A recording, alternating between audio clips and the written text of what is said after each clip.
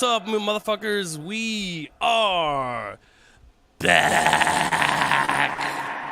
I love that fucking button, dude. What's up, everybody? What's up? Who's here? Who's here? Iris in the house. What's up, Joker? NYC.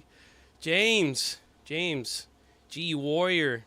Oh, that was for you. Ooh. Yeah, what's up? Nevermore. 956. Puro pinche fuego. Hell yeah. Yo. Evans. I just saw you, Evan. That's cool, man. I saw you the other day. That was rad, dude. We are here.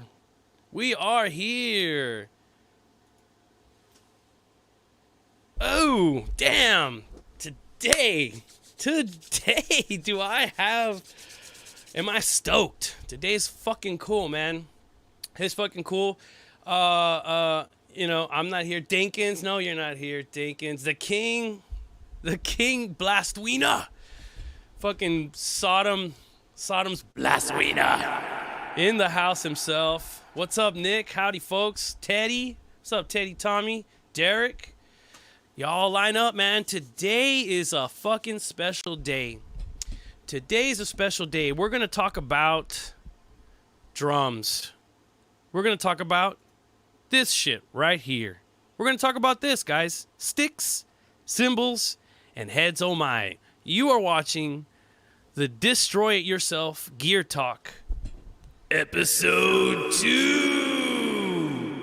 Hell yeah. The last episode, we're talking about like recording. We're talking about different techniques as far as let's see, we were talking about gain stages, right? We were talking about the proper way to set up your signals and, you know, just simple shit like that, right? And we do that to demystify this thing, right? This thing we do. DIY, man, destroy it yourself, you know? People here in the chat, what's up, No Balone? What's going on? Boom. Yeah, so, we do this shit on our own, man. You know, being in the metal scene, everybody, we're not in it for the money, right? We're in it for the show. 1, for the money, 2, for the show. It's fucking hard, man. We don't get the lots of clipping. Am I getting clipping? Too bad. Ooh. How to get lots of clipping. Oh, yeah. Yeah, that was my old one, right? Talking about clipping. Shit, man. We in the spirit world, asshole. What's up, dude? Fuck, everybody's showing up. That's good. All right. And, being in the metal scene, it's hard to get support. We don't have money, dude. We don't make money. It costs money. Being in a fucking metal band is expensive. Fuck. Because,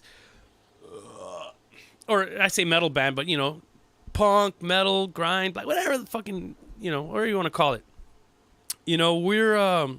We try to do this at a good quality, man. And it doesn't have to sound like a fucking studio. It can sound necro as fuck. But the point is, like, our craft, the thing we do, we invest time. Carrie! What's up, Carrie? In the fucking house.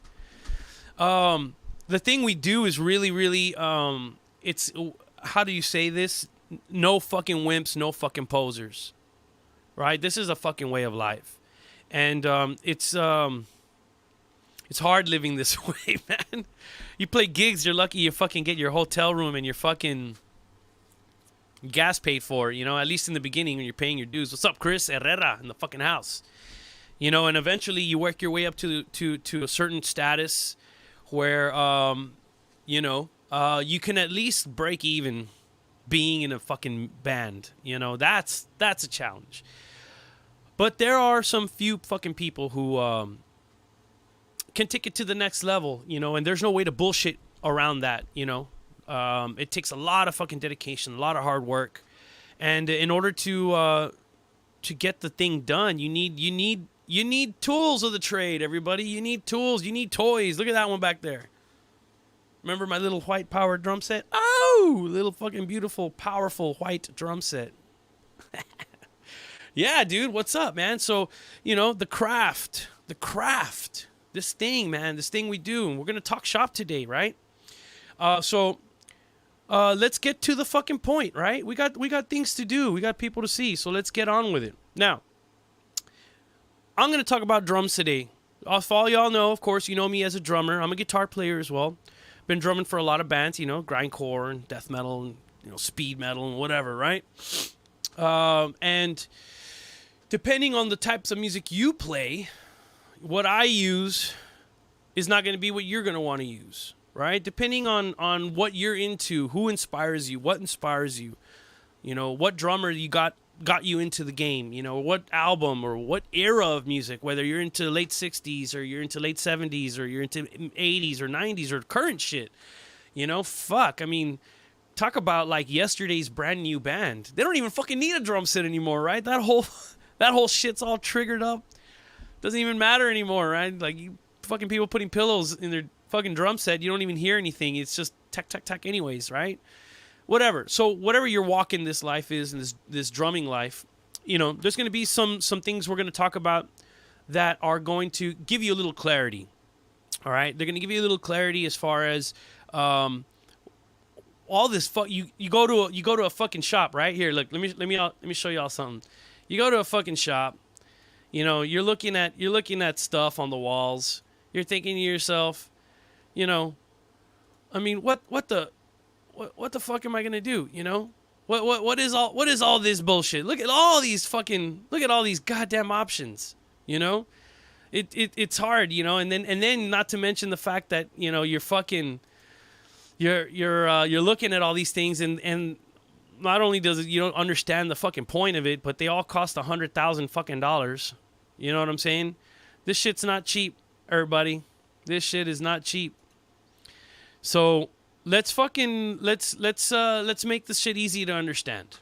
All right? Now, before we bring in our fucking esteemed guest, I just want to get this concept out of the way. Because when he comes in, what we're going to do is we're going to discuss his gear, why he uses what he uses, what he likes, and we're going to talk about certain examples of in his career, different recordings, different live settings, different photos and shit, and just talk shop, man. It's like when we're all at a show and we're fucking shooting shit in the parking lot, right? That's all we're going to do. Hopefully, Craig's ideas, his opinion, and his experience, above all, is going to give you guys some excitement, some inspiration, some appreciation, some ideas. I mean, fuck, right? What are we all here to do anyways, right? We're here to fucking make music. We're here to do the goddamn thing, right? We're musicians. And if you're going to make the right sounding music, you need the right sounding gear. So, again, real quick, let's talk about this concept, and then we'll bring in our fucking guest to go over what he thinks of this whole thing, right? So, you know, just like in the title, it says, you know, cymbals, sticks, and heads. So let's start off with cymbals, okay? Here's this cool little fucking picture I showed y'all, right? Look at that. There's all kinds of cool shit. Now, ultimately, you're going to have, you know, you're going to go to the shop. You're going to see shit ranging from $100.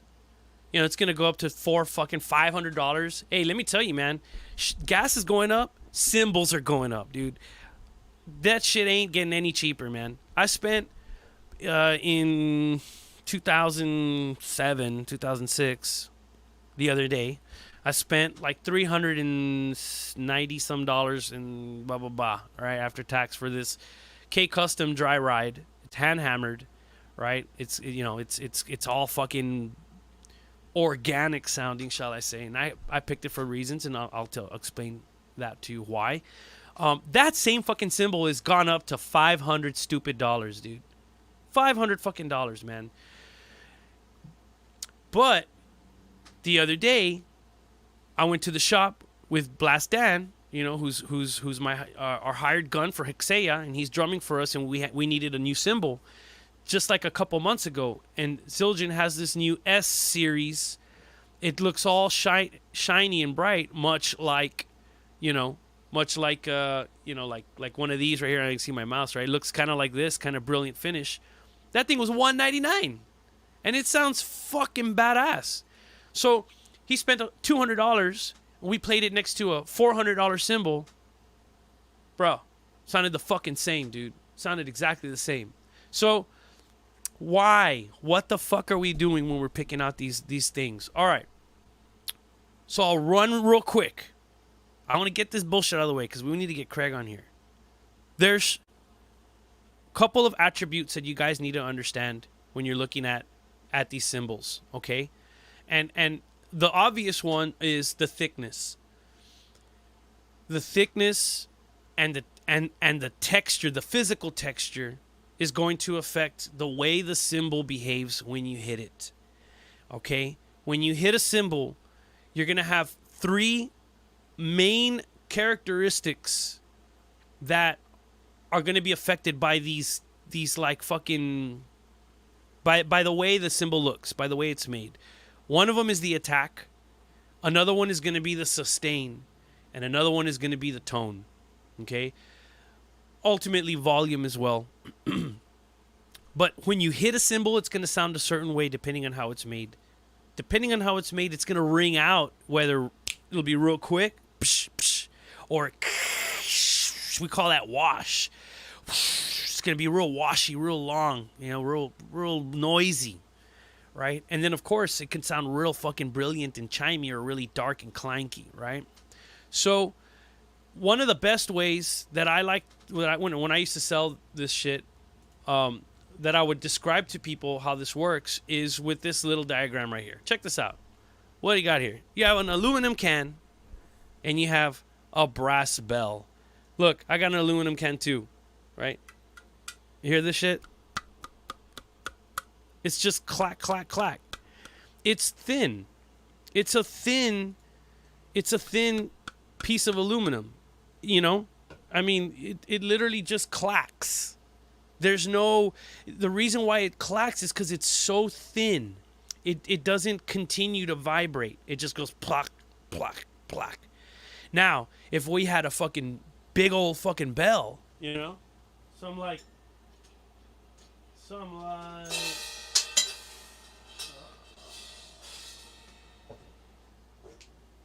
right? Something like this. Oh, right? Look at this. Something that's a lot thicker than a fucking aluminum can. This thing's going to keep vibrating. It's going to keep bouncing because it's thicker, okay?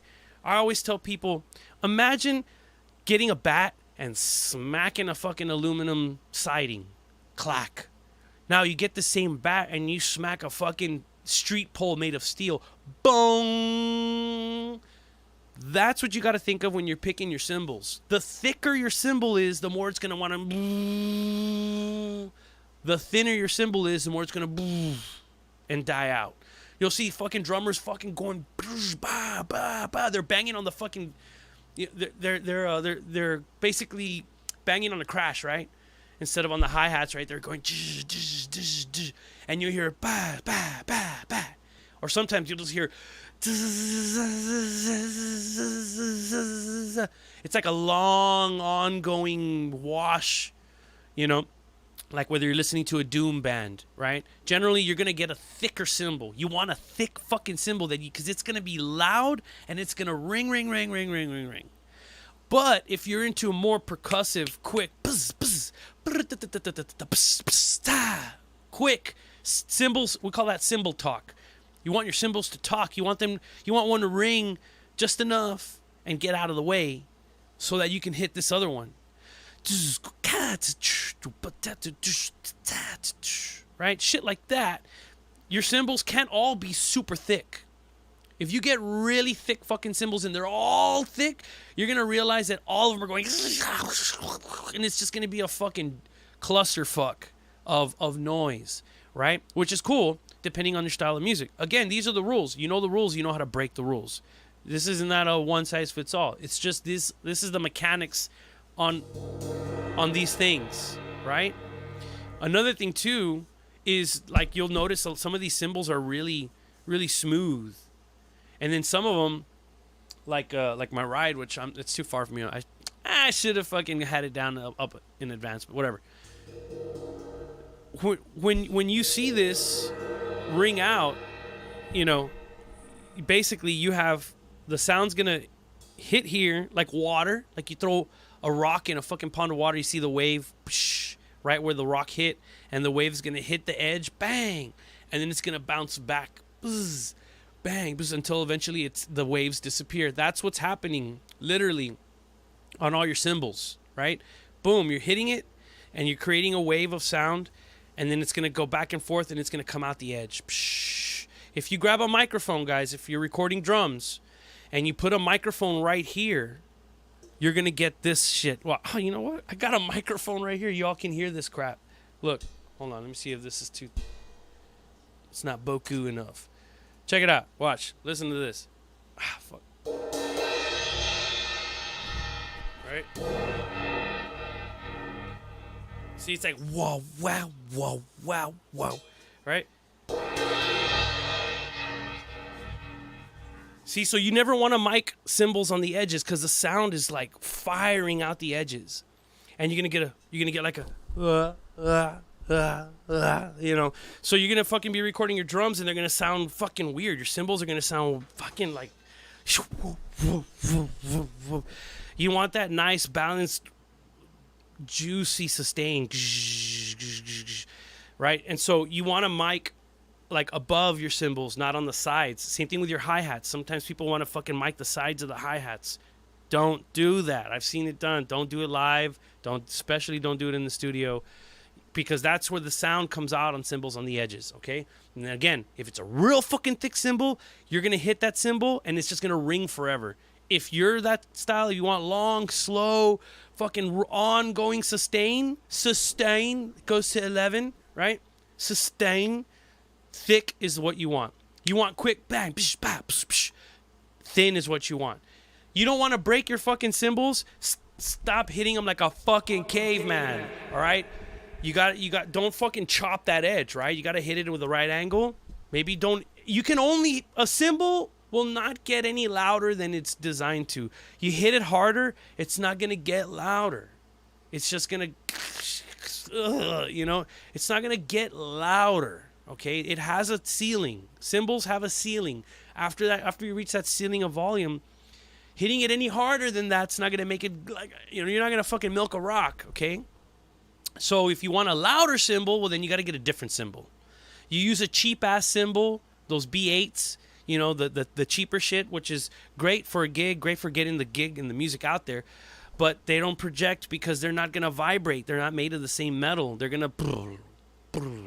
not made of the good, dense shit that's going to... Okay, so speaking of density, the hand hammers. The denser a metal is, the more... Craig's coming on right now. Hold on. The denser the metal is, the more clank you hear, the more attack. So if you want a cymbal to have more attack, you got to have more dents in it. And lastly, if you want to buy the cymbals with all the holes in it, just think all the edges, including the edges, like the cymbals that have the holes all the way around, all those holes are shooting out sound. So you get real good projection, but it dies quicker. So that's a great way to keep a nice, brilliant cymbal that dies quicker. So you got to ask yourself, when you're getting yourself a cymbal, new, used, expensive, cheap, it don't matter. You want to make sure it's thin or thick. You want it to be thick. You want it to ring for a long time? Get a thick cymbal. You want it to be quick? Get a short cymbal. You want it to be more attack. Ting, ting, ting, ting, ting, ting, instead of... You probably want a cymbal that's denser by being hit with a hammer and you see all the dimples all over it. And then you want a cymbal that sounds trashier and crazier, you get one with holes all over it. All the edges are shooting out sound. You add more edges, it's like a bunch of fucking cymbals. It's like a combination of complex noise all fucking coming out. And the cymbals sound extra wild. You can almost make a crash kind of sound like a china, even though it's not shaped like a china, right? So that's the concept of cymbals. The concept of heads is the same thing, right? So in talking about cymbals, we already understand heads. The thicker a head is, the more it's going to boo, right? Boo. It won't have the same attack because it's so thick. The head's not going to whap. It's not going to bounce and shoot out the sound the same way as a thin head. But the thin head's so thin that it's going to let out all the vibration quickly or quicker, right? The lower a head is tuned, also it's so floppy that it doesn't continue. It's like a rubber band. If you stretch a rubber band, the tighter the rubber band is, the more it wants to bzzz, and the looser the rubber band is, the more it goes blah. blah, right? So when you're tuning your heads, you know, that's the other thing. The tighter they are, the longer they're going to ring, you know. And then not only that, but the thicker the head is, the more it wants to ring, the more it's going to sustain, right? So the thicker the head, okay, the more it wants to ring out. The thinner the head, the more slap you're getting. And then you play with it, right? If you get a good tone and you like the pitch, but you're like, fuck, man, I just wish it would just ring a little less. You can dampen it. You put your tape on there. You put your fucking moon gels. You do what I do. I'm going to give you all a fucking trade secret. And you go to the fucking Halloween store after Halloween and you buy those fucking gels of the little bloody hands and all that shit. And you put your fucking... You go to the clearance after Halloween and you buy those for like 25 cents. So fucking moon gels are like these little fucking dumbass squares for like $10. Well, I get this whole sheets of silly shit, you know what I mean? That's like 25 cents and it does the same crap. Little pumpkins, little bats, you know, on my fucking drums and doom, doom, doom. They sound fucking nice, right? So that's a dollar store decals, dude. Yeah, dude, exactly, man. You can fuck moon gels, man. They're raping your fucking pocket, all right? Go to the fucking Halloween stores or the holiday stores. Get them on clearance after the holiday's over. Get yourself a fuckload of them, and you will never fucking... Dude, those are great. You can give them away, man. Oh, what's up, dude? Oh, it looks like you need a fucking moon gel. Psh, throw him a fucking little pumpkin. Boom. Lands on his tom. Sounds like a rock star. So again, it's the same concept. Understanding that the thicker, the denser your attack surface is, the more it's going to hold the vibrations, right? And the thinner it is, it's just going to fucking wimp out. It's going to vibrate and it's going to be gone. Kind of like this. It's just it's not dense enough to keep ringing. You know, it's not going to ring like a bell, like this, right? So I hope you understand the ultimate concept of how to choose a cymbal, how to choose a head, right? The drum is going to have a lot to do with that as well. And what's going to be cool is our guest is going to talk about his gear, right? And we're going to talk about how that shit works, why he chose that stuff, and hopefully if you like his recordings, you'll want to do the same, you know? So let's bring out our guest finally. Ladies and gentlemen, boys and girls. Ladies and gentlemen, boys and girls, children of all ages, put your fucking dirty hands together for the guest of honor. Ladies and gentlemen, Mr. Craig Smilowski, the legendary, the motherfucking badass. Craig, welcome to the show. Thank you for fucking being here. Everybody say hello to Craig. You there? Is your audio on? Pleasure to be here. There you are. Fuck yeah, man. Took us a while to set up, man, but we're good now, man. Oh, yeah. So everybody, Craig, aside from knowing, you know, Craig's couple albums here and there that were fucking super iconic, if you do a deep dive, you're going to see that his entire fucking career is just, it's notable. It's notable from when he was a young whippersnapper till today. Sick recordings, great performances, and interesting sounding equipment. A very, how do I say, curated selection. And, you know, we're going to show you some pictures. We're going to talk about some of the gear you have. But Craig, real quick, for those who don't know who you are, tell us who you are, where you're from. Craig Smilowski, originally from Pennsylvania. I'm now in Florida. Played for various bands, most notably Immolation, Goreaphobia. That's pretty much it. Cool. Actually, I'm really, really excited that you're here, man, because those bands that you mentioned, along with some of the other bands that you have recorded demos and not just demos, but like, you know, you've done other recordings with, you've always had a really cool fucking sound, man. And when I do research and I look at the gear that you like to use, it really inspires me, man, because all your recordings, they have, should I say, your performances I would say, in my opinion, and I don't know what the chatters think, right? But I feel in the sea of drummers, you're not just a good beat keeper. You're not just a good double basser or a blaster or a drum filler. You're a very melodic drummer, if that makes any sense. You seem to have always had a way to make a drum riff, so to speak, right? And I really like that musical approach to drumming, as opposed to just cap, cap, cap, cap, cap, cap, cap, cap, doing shit like that. What was the start of you approaching drums that way? Well, I was a fan of Clyde Burr for a number of years, still am. I heard a lot of classic rock early on prior to that. So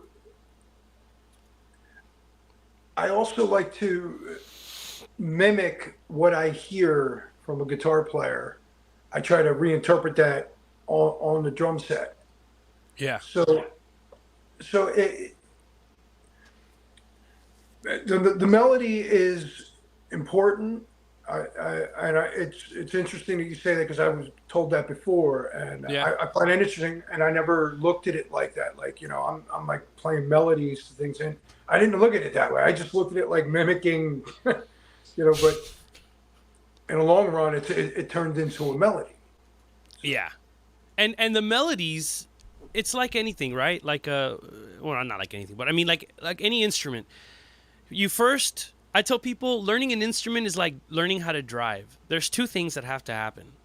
A, you learn the machine, and then B, you practice how to get somewhere with it, right? So it's like a car, let's say manual. You learn this is the clutch, this is the brake, here's the shift, this is how it feels, this is how you do it, this is the blinker, the seatbelt, the mirrors, etc., etc. Then it's like, okay, how do we get to the show in the next town? How do we get to the store over here?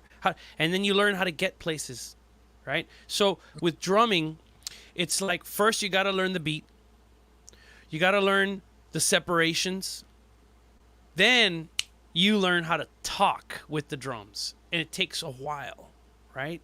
And in learning how to talk, you end up saying, oh, I can play this beat, but I want it to sound a certain way. And that's when you start the third level, which is picking and choosing the right gear for you to really communicate that musically. You know what I mean? I don't want this to be too much of a history lesson, but tell us about one of the earliest like kits that you ever acquired. Like, who were you playing with, and when did you get that drum set? That was probably in, I think, like 1987, roughly. I had a Yamaha Stage Series kit. Uh-huh. And what attracted me to it was, for one, it was affordable at the time, more or less. If you don't mind me asking, what was affordable in 87? It was like $1,200. Damn, that's... Dude, $1,200 today. I mean, that's like $7,000. I mean, come on, inflation, yeah, baby. And what interested, or what I liked about the kit is, out of all the kits in the store, when I sat behind it, yeah, I picked up the sticks. The first thing I did was boom, boom, boom. Rain and blood. Hey, if I was gonna say, if you're in the chat and you didn't know what the fuck he meant by that, you're a fucking poser. Come on, come and I was on. like, all right, I like these. That's fucking rad, dude. But I mean, in reality, the kit that I have now is more what I wanted then, but it was just completely, Yeah, that's what I mean. It's like you again, you learn how the car works. Then you learn how to drive places, like how to get here and there. But then it's like, now I want the car that does it the way I want to do it, So you get the kit eventually over time. Before that, my very first drum set was a 3-piece Jet kit. Jet? It's like some Chinese shit that was back when or whatever? It's so long ago, I wouldn't know. Yeah. But you know what? it gets to a point where the three piece was cool. I was learning like AC/DC and stuff like that, But as I started hearing things like Iron Maiden, Clive Burr, it's like, well, I need more than just what I have here in order to, you know, like I looked at it like you can't feed a family of 10 with 3 dinner plates. It's going to take a while. Yeah. So I needed more musical expression ability, Yeah. with additional drums, or I needed a cymbal or a cymbal would be nice. Just because I had 3 drums doesn't mean I had Yeah. crashes and stuff too. Dude, the crashes to me was the ride. Yeah. A crash, you're lucky if you get one that's broken from somebody that at first. Yeah. Yeah. Hey, you know what? I have a picture here. Tell me if this is that kit. Yeah, that's the Yamaha kit that I had set up with, like, in a Clive Burr type I was gonna say, double dude. bass. Damn. So I totally guessed it, dude. That tom up above the hats. I mean, I'm a little younger, so I didn't really catch on to other drummers through photos and videos and shit who were doing that 1 to 2 extra toms. I identified with that because to me it just makes sense to, if the tom is pushing your hi-hats further to the left, it's uncomfortable. At least right? The way your arms, I kind of like to keep everything within a wrist flick in a sense. A little tougher now with these drums that I have because they're much larger. That's the Yamaha right there. Yamaha, whatchamacallit, logo. Yep. What was stage what? What was it called? Stage series. Stage series. I got that stage custom. I mean, it's also the affordable bullshit, It's not the excuse me, it's not like the fancy pantsy stuff, and that cost me about $700 or so. And that's because my drums are the total opposite of your drums, dude. So I'm noticing, and what I mean is by size, and we'll move on to the newer kits you have. But I noticed in every single picture, just about every drum set that I see you playing on, I'm going to guess if the toms are fucking gigantic, it's because that's your kit. It's not like a backlined kit at some show. You like big fucking toms. My question to you is, was that because it was the way? Because my understanding, and I'll just run this real quick, a little history lesson, is it was like, the OG drums, 50s, had no bottom heads. And then, late 60s, they started adding the bottom head, right? So now our toms had 2 heads. And then they started getting fucking bigger. So 70s and 80s, these fucking drums are just huge. Along with all the small shit, but I mean, seeing like fucking all your badass drummers on the stage, they were giant ass kits. Why was that a conscious decision to say, I want big ass drums, or was it just what was there at the store to choose from? Well, it's both, really. It was what was at the store, which was, reasonable and at the time, and for me personally, the way Clive Burr had his kit set up, and then after he was replaced with Nico McBrain, and then he had Sonar kit, which was similar but bigger. It just made sense to me. There's certain pictures off of Peace of Mind that I see the camera angle's just right, and you're just looking at the toms, and it's just like, man, that looks like an office where I want to work. That's a good way to put it. The office, huh? Yeah, absolutely. Yeah, that's where, like, as you said, look, there he is. Look at that. That's what I thought of when I saw your kit. I'm like, that's Clive or Nico, but Nico had like still more, Yeah, a few more. Damn, dude. Rest in peace, Clive Burr, man. Absolutely. So yeah. So then I was right. Okay, cool. I looked out here. So that old Yamaha was one of your early kits. Can you give me a backstory on this photo? That is my Sonar Designer Series kit that I acquired previous to the Signature series, which I have now. Okay, so that's like much later then, right? What are you saying? Yeah, this is Mid-90s much or something? later. This is probably... I mean, I see you wearing the Immolation shirt, but I wasn't sure if that was before you were in the band or... Yeah, no, that was in the 2000s there. Oh, shit. Okay, way more recent. Okay. Yeah, absolutely.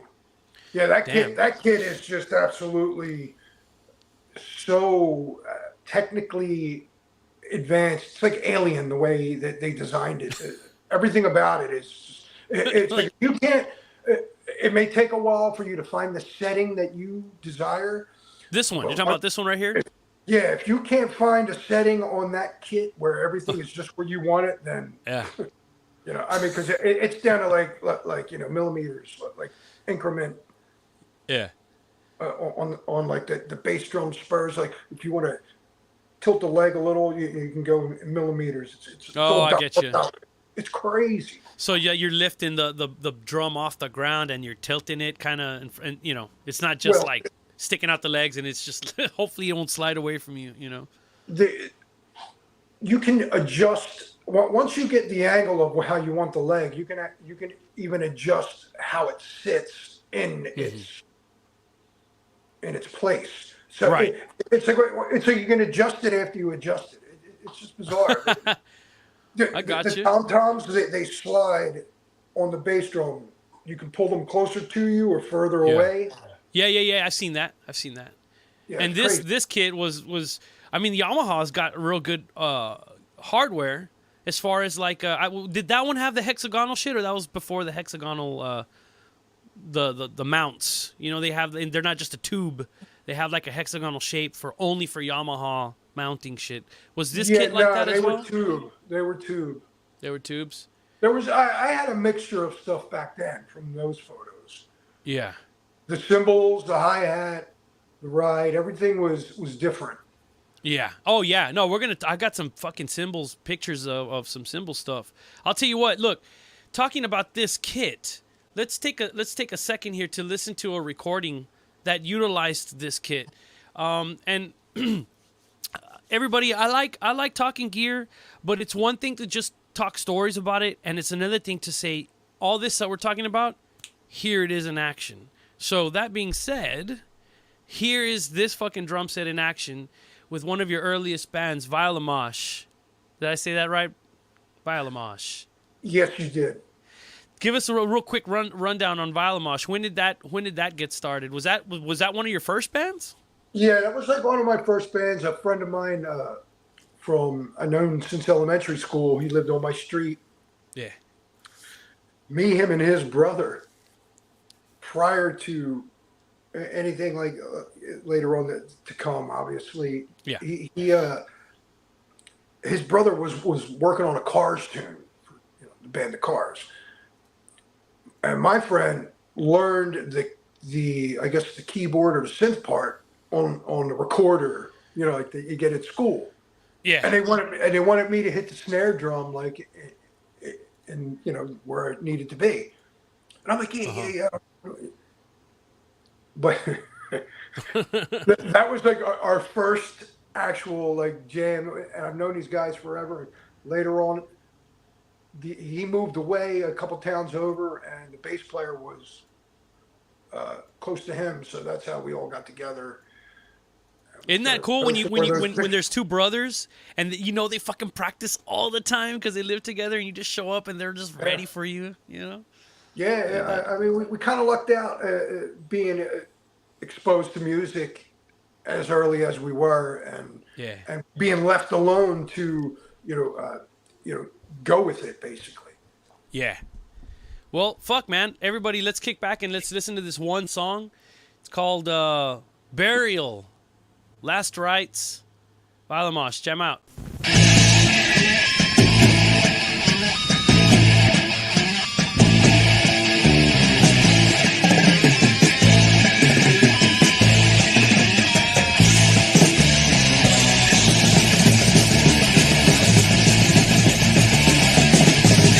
Of my tears, about the morning no one hears.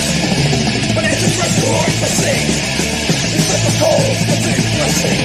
A bad street, with a suspense as the thing seems to end.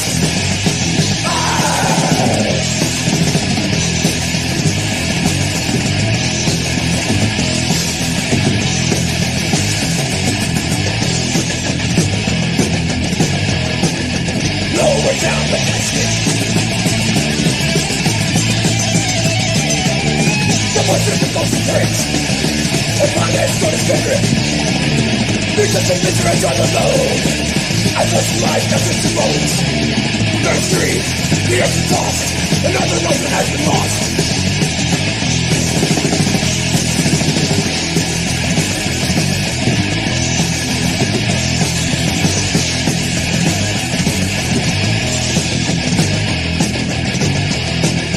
Flowers, willows, and dice, tears fall their eyes.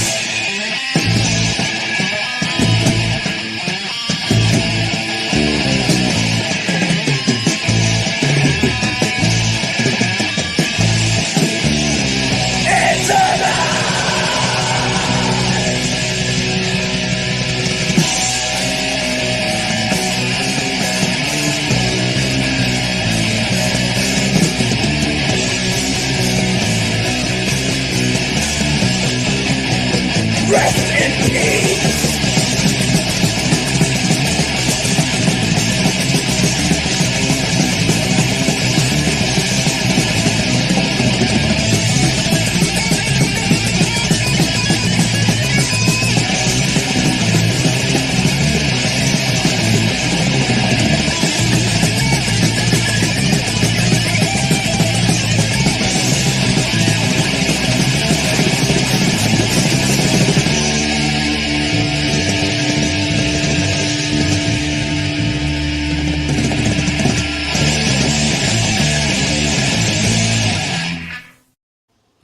Oh, dude, that's a lot of ooh.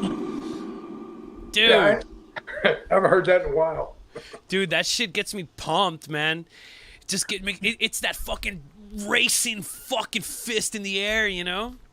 The strange thing about that recording is the engineer, like, for one, it was on like a VCR tape. He mastered it like. Oh, like a ADAT? Those they look like VCR tapes with the 8 tracks. Yeah, he mastered it like without us even there. We're like, yo. and then he recorded over it with another band. So we're like, what? No masters, no Here's your gods. finished copy. Fuck, dude. So that's why it sounds like that. Well, how much was that? Like, was it kind of like, oh, just come over and it was a freebie, kind of like that's what you get? I don't even know how much it cost. It's been so long. I recall. But was it a free thing, or is like there was some talk? No, it definitely wasn't free. Oh, okay.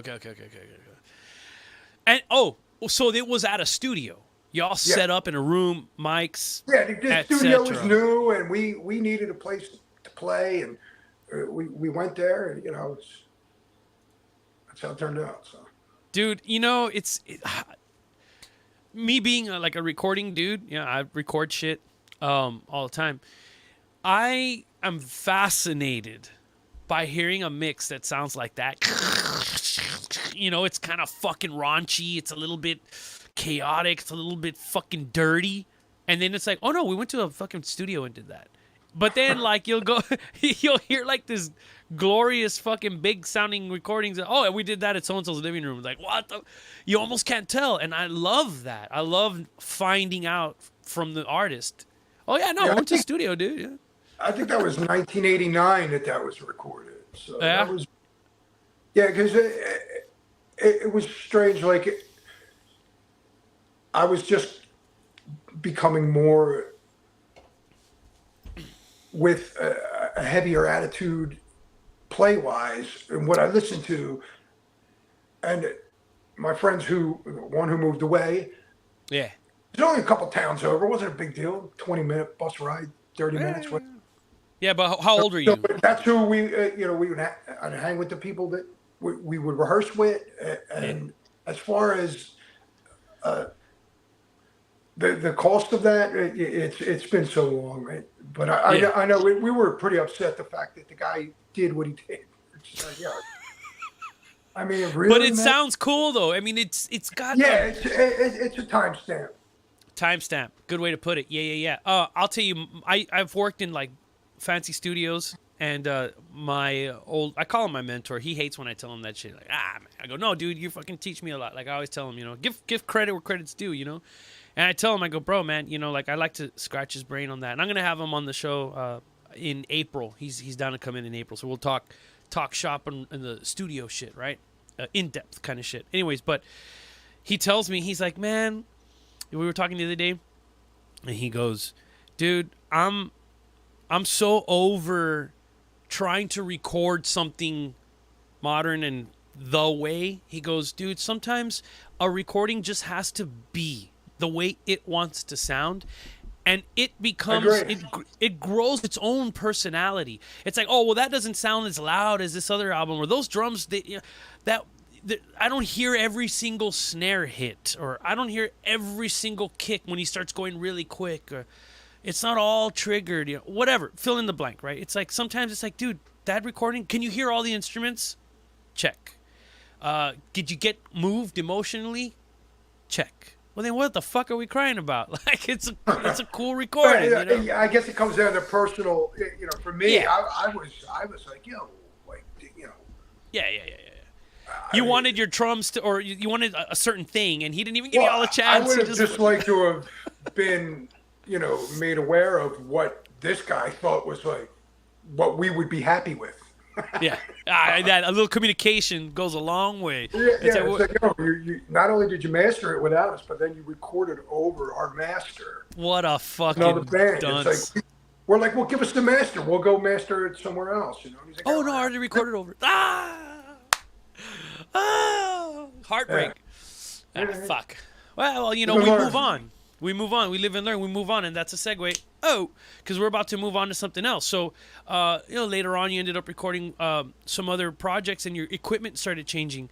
Let me take a step back here. Speaking on equipment, right? That's the subject at hand here. You were using Yamaha. I'm a Yamaha guy. I'm still a Yamaha guy. You're a Sonar guy. Sonar, believe it or not, Gretsch, Yamaha, and Sonar, Mapex, all great brands. They all have their fucking with Pentos and their Corvettes. You got your good, better, best. All of them have something fantastic to offer. I really dig Sonar drums. I'm so stoked that you use Sonar and that they've been taking care of you. So to clarify to the audience out there, you are endorsed, right? Like you're actually part of the team. Is that how that works? Not with Sonar, no. I would like to be. I am with Vic Firth, Charch Copito, and Aquarian Drumheads. So, but I have the, there's, I'd rather be more. There we are. In the view of public eye and doing things before that proceeds. Mm-hmm. So that's one of your more recent, I don't want to call it a partnership. We're not fucking buying stocks of the company here, but partnerships, experiences, right? Charcy Copito. I have to read it. I can't Charche, like Charche. Charche. Shantae. So, yeah, dude, those fucking kicks are crazy. And to hear, let me say this, to hear your attack on the fucking bass drum does not put that pedal in my head. To me, I see that pedal and I think of those little heel on the floor toe tapper drummers. You are not one of those fucking drummers, dude. You play the fucking shit out of those fucking bass drums, man. And you're doing it with this fucking pedals, dude. That blows my mind. Well, yeah, I found that even though I have the pedal board up slightly, I pull back on my feet where they're placed on the pedal. Yeah. So even though the angle may be a little more increased to give more attack, there's I'm not really pushing down as much. Right. Because I'm pulling back. So. Yeah, the angle has a lot to do with the momentum as it smacks the kit. you know? And Well, you're not like a, oh, go ahead. I was going to say that regardless of however you have your pedal set up, Yeah. it comes down to how you learned. You know, I was shown to, sit there and tap my foot on the floor until the muscles in my shins started hurting. And then when that started happening, to keep going, Okay, hey, y'all fucking pay attention to that. you Y'all, know? dude, he just said something really, really important. This is what okay, real quick, let's talk about that. What I call it goat foot. Goat foot is this problem that some of these drummers do where, they got their toes down, heels up, but they're just doing this. They're like jabbing their fucking balls of their feet down, and their like ankles are stiff. But what you did is allowed you to practice two things: strength and flexibility, pulling your toes up and getting that muscle strong. Well, Right? before I had a drum set, I was, air drumming, and I was utilizing my foot as best as I could, as far as to just work the muscles. Even like I visualized every. I'd say about 70% of my practice Yeah. in outside of immolation was mental. As well, I mean, I prepared more mentally, and then when I had to go there physically, it's like, hey, I had to wake up the muscles and get it done. But it to visualize because I didn't have I don't, like I said, I don't have the nice background behind me where I could just go, so, and it's been like that all my life. So I had to visualize how the song was played before I actually sat down and played it. Because one of the first beats I ever played, or first things I ever attempted on a drum set in front of people, I was riding my bike in the neighborhood one day.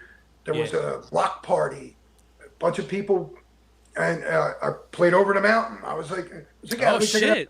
I tried to do it. You visualized it so much, just bum, bum, bum. Oh, dude, what a way to fucking hit that, dude.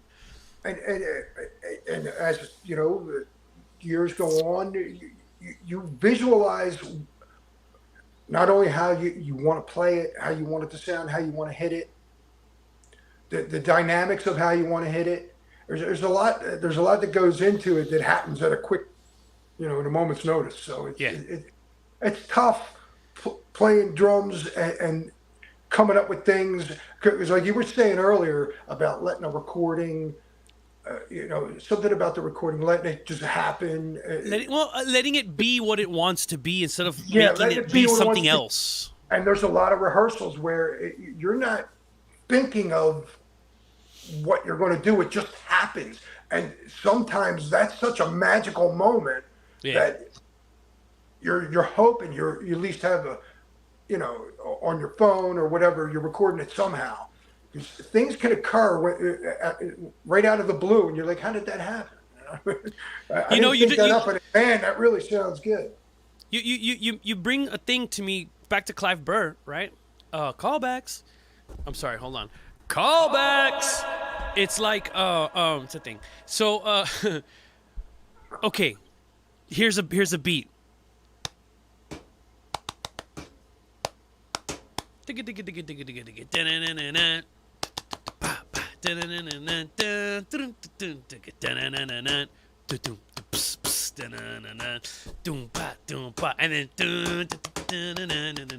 okay, that's not Clive, right? He didn't make that up. Bruce made that up. Bruce Dickinson made that. Yeah, that's fine. So fine. What's interesting Nothing wrong is with that. That's why it's called a band. You band together. Create. Well, check it out. So he's not the drummer. He's like in that moment. Like you were like, man, you visualized that song so much, and it was just like you knew how it should like the haptic feeling, the way it should play into the drum, how the drum should respond to you, the power, where it should peak, where it should chill. This approach to playing the drum, and visualizing how it sounds and the way you're gonna move your body. This singer watching this drummer's in front of him all the time goes, he's not a drummer, but he felt something from within. He felt the beat. And he goes, listen, man, I'm not a fucking drummer, all right? But I've got a beat, a lot to share it with you, right? And so Clyde's like, all right, mate, get on there, you fucking hooligan, whatever he says, right? And he's like, oh, okay, give me the sticks, right? And then he played what Bruce felt, a beat that was organic, that he probably did, like, we all air drum, right? Yeah, and the thing about air drumming is it's one of the best ways to practice, right? I can tell you this. Before I had the Yamaha kit, I was sitting out front of my house, hitting my knees, working on double bass, but I was doing it to Fistful of Metal. Oh, shit. And it's funny because there was a time me and Dan Loca were together. We were hanging out. And shit. He was asking me about, like, the ride work on Dawn of Possession. And yeah, I'm going to talk about that too. I said, wait a minute. I said, yo, first off, I got to tell you that, I was listening to your album, honing my skills before this moment. So it was pretty cool to be able to, and coincidental too. You know what I call that? When he brought up the ride, I call that the Neil Peart tickle.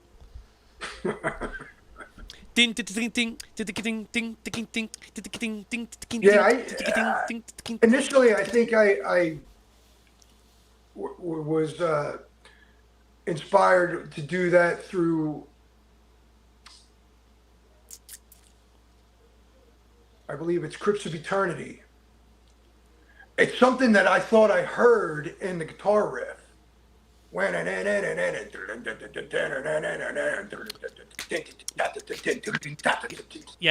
Ding, ding, ding, ding, Yeah, so I thought I heard it there. So. But even like that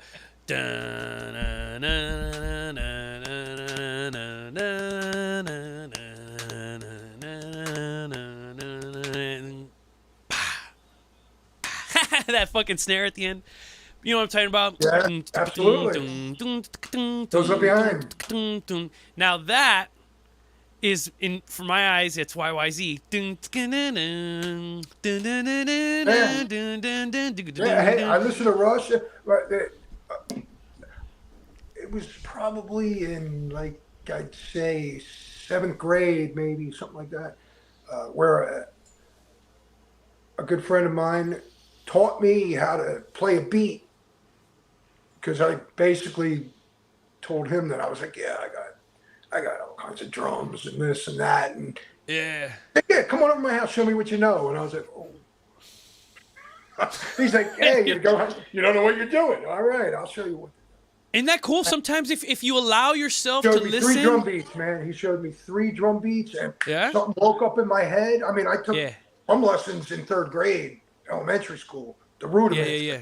He was all about beats. He wasn't. Bro, why are you throwing me the finger, bro? Why are you throwing me the finger? I'm just kidding. I know. I'm just kidding. So he had me focus on the foot, the feet, and the hands, and playing solid beats. And I think that later down the line is what has, it made an impact, and it clarified an approach to the kit that go, oh, I got this. You almost just needed to see it, and then you're like, give me the sticks. I got it. And then you just took it from there. It's weird because playing in a studio with something that's not clicked on a metronome. Yeah. It is one thing where you can fall in and out of time, but you can generally keep yourself in time if you know what to look for. Mm-hmm. And to then play with a click. See, to me, I'm like doing the opposite of what a click is doing. How so? For me, well, if there's a fast riff, I prefer to slow the click down to half time. And I'll fill in. I call that thickening up the beat. You make it a little thicker. I'll fill in the in between clicks. Mm-hmm. Yeah. And for a faster part or like a slower part, I'll like a faster click because that Ah. fills the void. Uh-huh. If there's, something that's just like painfully slow and you're waiting for that next chord to hit, you're like, you can easily get distracted. Yeah, So, yeah, I call it ADD, bro. I got and that. to rehearse with a click, Yeah. is good because that's what I did with Immolation. Oh, cool. We mapped out the tempos because the tempo fluctuated according to the riff. It wasn't a straight tempo all the way through. Mm-hmm. And even if it isn't all the way a straight tempo all the way through, you can finagle it. That actually is. It's all on how you're listening to. Dude, like, what's that? Is it After My Prayers? Is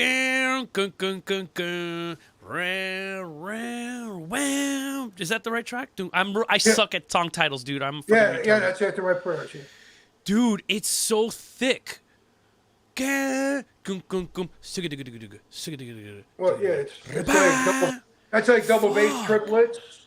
Yeah. Like double bass triplets, then a roll on the floor tom, a roll with the feet, roll with the floor tom, roll with the feet, crash. And then just like you described, tempo change. And it's got like a nice brisk thing see, going that on. stuff, none of that stuff was clicked out. That was just played. And fuck, you guys must have practiced a shitload. We're a month and a half. That's it? I had 6 weeks to learn that album. Holy shit. Well, so that album took you 6 weeks and you just, because, fuck, Babcock. Neil Babbitt. Yeah, he was out, right? Bobak, my bad. Yeah, so it was kind of a rush job, but at the same time, it's like I listened to the band prior for a year. So it's like I was familiar with, and I even recall a late Goreaphobia guitarist. I said to him one day, we were doing something for Goreaphobia. I don't know. What's up, Roy? Writing something up. I said, Roy's in the house, by the way. What's up, Roy? Roy Fox? Yeah. He's in the house hanging out. I'll be in touch, Roy. I said to John, I was like, yo, you hear what Neil's doing there? I said, this is what I would be doing there. And that was on the Immolation second demo. So when it came to Burial Ground, it's like, I said, look, I'm going to do this here because this is what even though it's just double kicks, the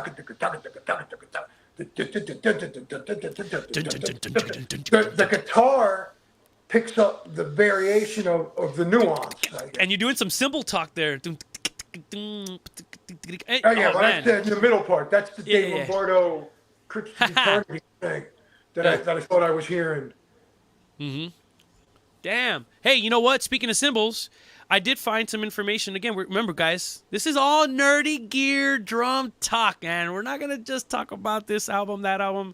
We're gonna talk about some shit. And doing so, I want to show this picture. I want you to give me some information on your cymbals, and I'm gonna play another audio clip.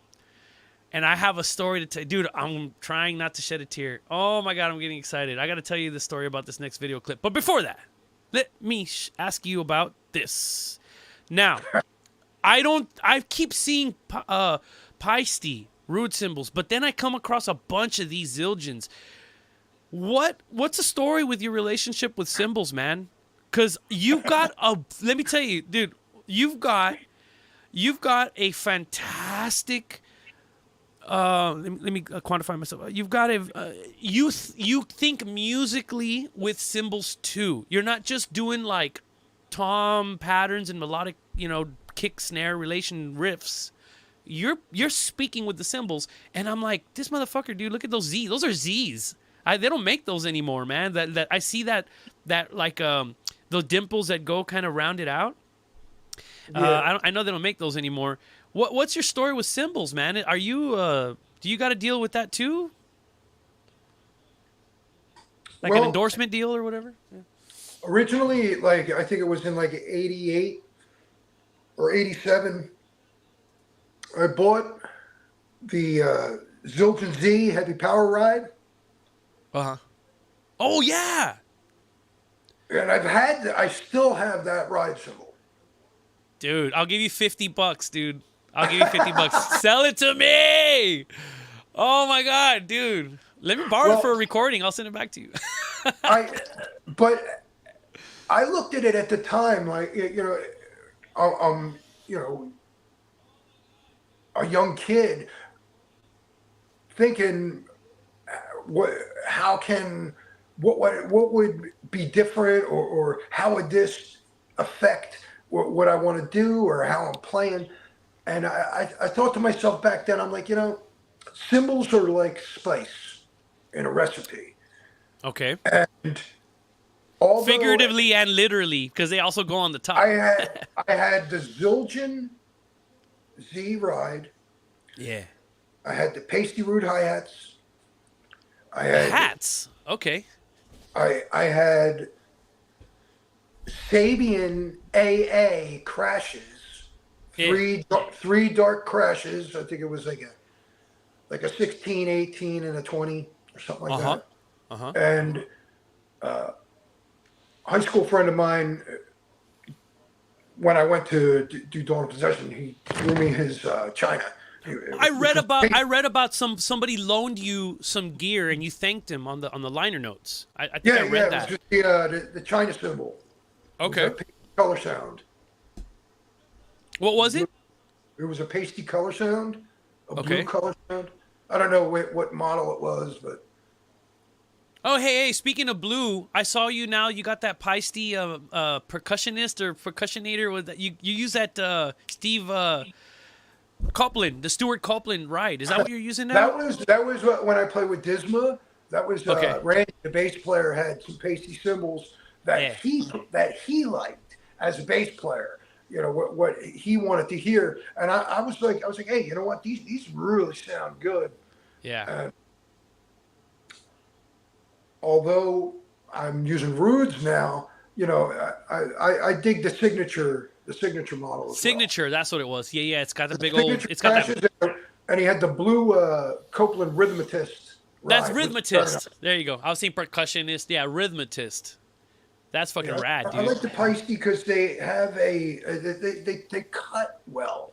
They're some are soft and warm like butter. Some are raw and in your face, and some are have just the right edge to them. Craig Smilowski. I'm gonna say your name in full every time I call you, Mr. Craig Smilowski. The fucking cymbals that I'm looking at this picture here, brother. They're all the same series. Nobody rarely does that unless A, they get some support, or B, they're just in love with that series. These are all Z Customs. Is that like, did you buy this kit? Was that a studio, like they had them there? Tell me about this picture, man. I mean, did you get a deal with Zildjian? Yeah, that's the Green Sonar designer series with the chrome snare that you know of. Oh, we're gonna pull that one out after this video clip. I got a reason for that. Now the ride and the hi-hats, I got the crashes and two Chinas because when I did the tour with Incantation in 2007, I reached out to Zildjian and I was just like, yo, I got this tour coming up, I got some Zildjians here, I've used the Z since like 88, 87, Man, you're going to make me bust out my 1987 Power Bell Z Custom. I'm going to go get it. No, I'm just kidding. It was kind of like, that's what I had at the time because many years have passed since I had the pasties and everything. So yeah, it's like, this is what I had at the time. And it was like spur of the moment. But the guy, his name was this guy James over at Zildjian. It was very cool. He said, you know what? You send me your broken ones and I'll hook you up. So he swapped them out, or did he like doctor them yeah, up and send them back? He swapped them out.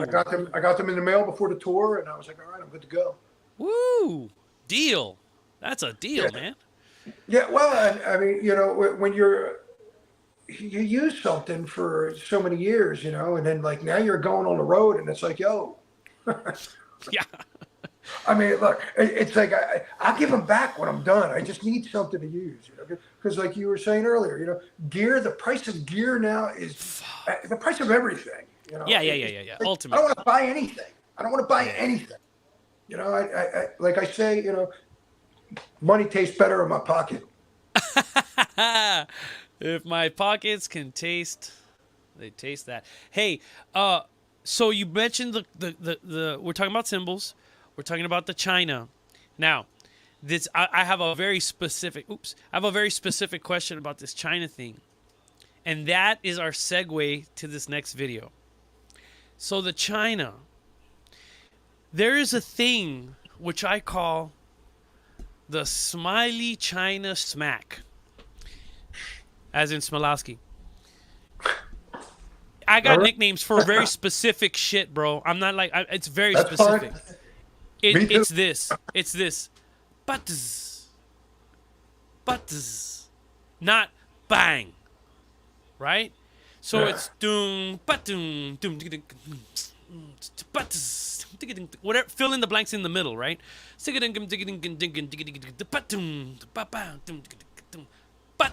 like, that's the Craig snare China. And I was like, dude, I was like 15 years old. Oh, man. I can't believe I'm talking to you about this. This is so rad. Oh, I'm going to start crying. Okay, bro, let me tell you this. I was a little kid, dude. All right? Not to make you feel bad about age order. I was a very young boy. And it was like those perfect years where you have to learn by someone who... I got lucky.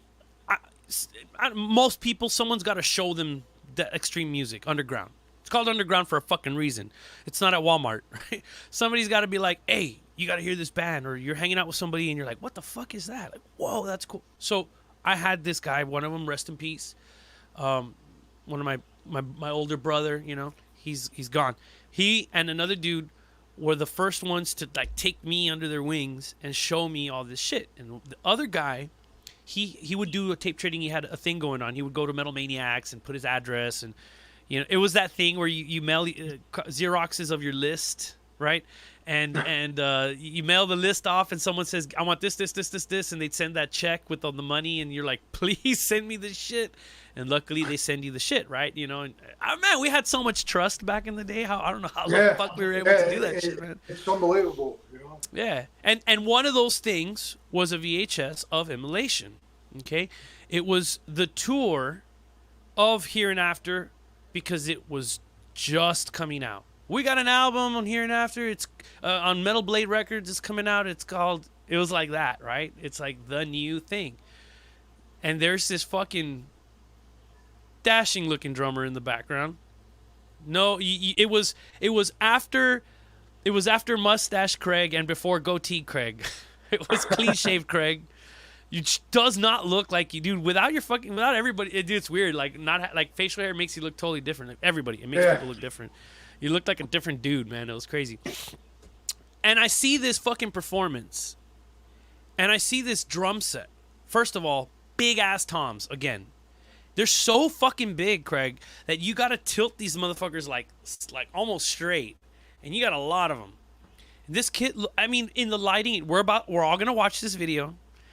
It looks like one of those chrome kits. But maybe it's just the lighting. It could be a black kit and it's just reflecting the light. It looked like one of those chrome finished kits. So my buddy got this video. He was a couple years older than me, right? He got this video. There was 4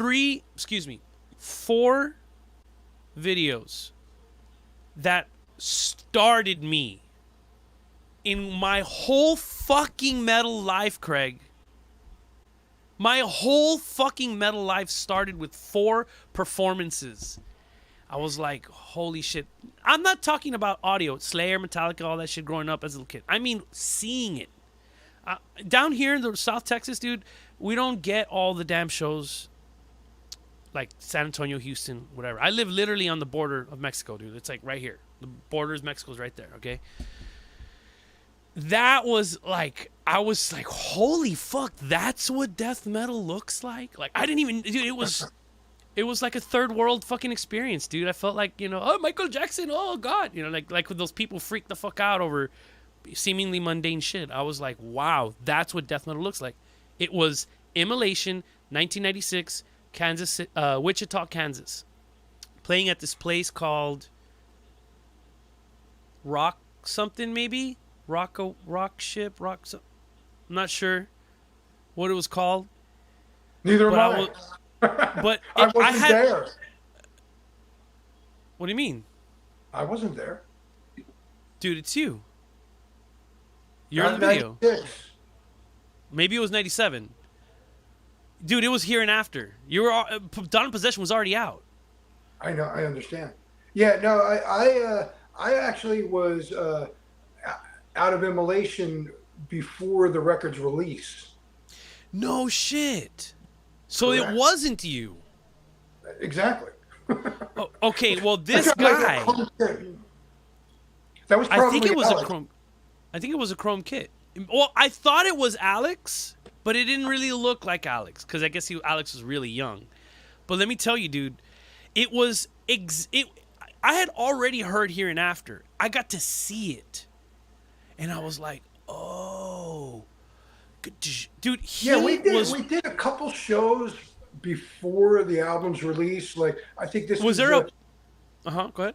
We played Away from God, Towards Earth. Well, there was we did the demo songs. Well, yeah. Well, then there was the gigs in Europe. You guys, there's videos of you guys playing Poland. Isn't that you? No. Didn't you guys do a European thing? So that's also Alex. Wow. Yeah. Crazy. This whole time I thought that was you. I was like, dude, those songs fucking rule. I was like, that's what it looks like. That band has done nothing but progress. Well, I'm in awe of them. I mean, literally, I'm in awe of watching them play because and listening to it. I mean, it's not often I listen to something and I'm like, ooh, get chills. Like, oh, that really touched something. You're like, I can feel it. Yeah. Now this again, the album Here and After, the video was the bonus to the album that I was already like, whoa, man, because it was like the wow was that's what death metal looks like. I didn't know what it looked like to see it live. There were some local bands. I was too young and I didn't get rides. I couldn't see. There's some local bands that were here that are really good, old school bands from like the late 80s, death metal bands and stuff. I never got to see them. I was too young, right? Yeah. So to see Immolation play Here and After, it was just Here and After and Dawn of Possession songs. That's all that was on there. So I was like, this is Craig's music, right? Fucking ruled. And the other videos were it was a Dark Throne, a Dark Funeral tour. It was Morbid Angel the Covenant tour. Eric Rutan had just joined on stage. He was playing side guitar. Nice. And what was the other one? Dissection. So it was Dissection playing New York, some gig or something like that. It was pretty cool. Like early years for me. So it was cool to see the songs that I was already like obsessed over, dude. Dude, the first time I ever heard a song that had lyrics, and I've said this story on the show before, that had lyrics that said, that's me. That's me. Those words, which I don't give a fuck about words. I'm a musician. I'm not so much a lyricist. But there was one instance where I heard a song and I go, no. Those words, that's me, was on Here and After. Hooray, Ross, right? Ross did a great job on that one song. It's called I Feel Nothing. And I Feel Nothing was a perfect way to fucking articulate to people at that time, especially my religious thing, I wasn't there to start a war at that time. I was just like, hey, man, fuck off. It doesn't move me. And here's the perfect song for it. And it ruled, man. All the drumming and the guitar riffs. Now, what's interesting with Here and After is because we practiced with my Yamaha kit, and I had these pads that I got from Vic Firth. Uh-huh. Put them on the cymbals, put them on the heads, kind of muffled it a little.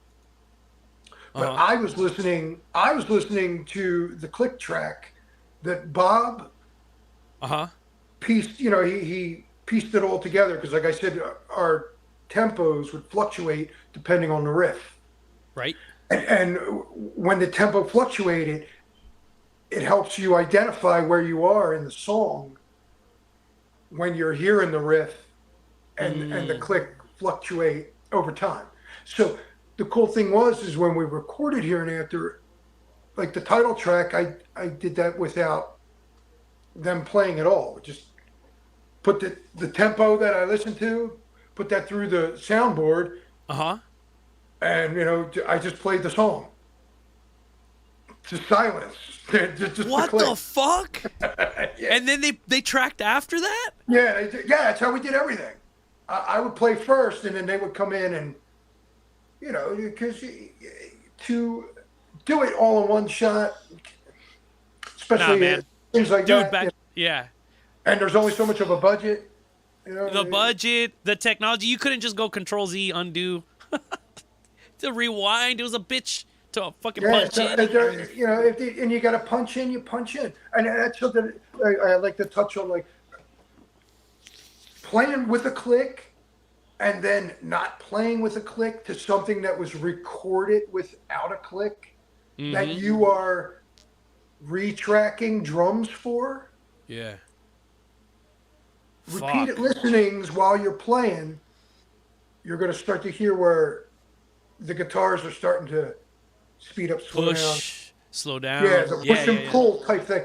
And this is with Relic, that when I first joined them, I retracked some songs that were already recorded.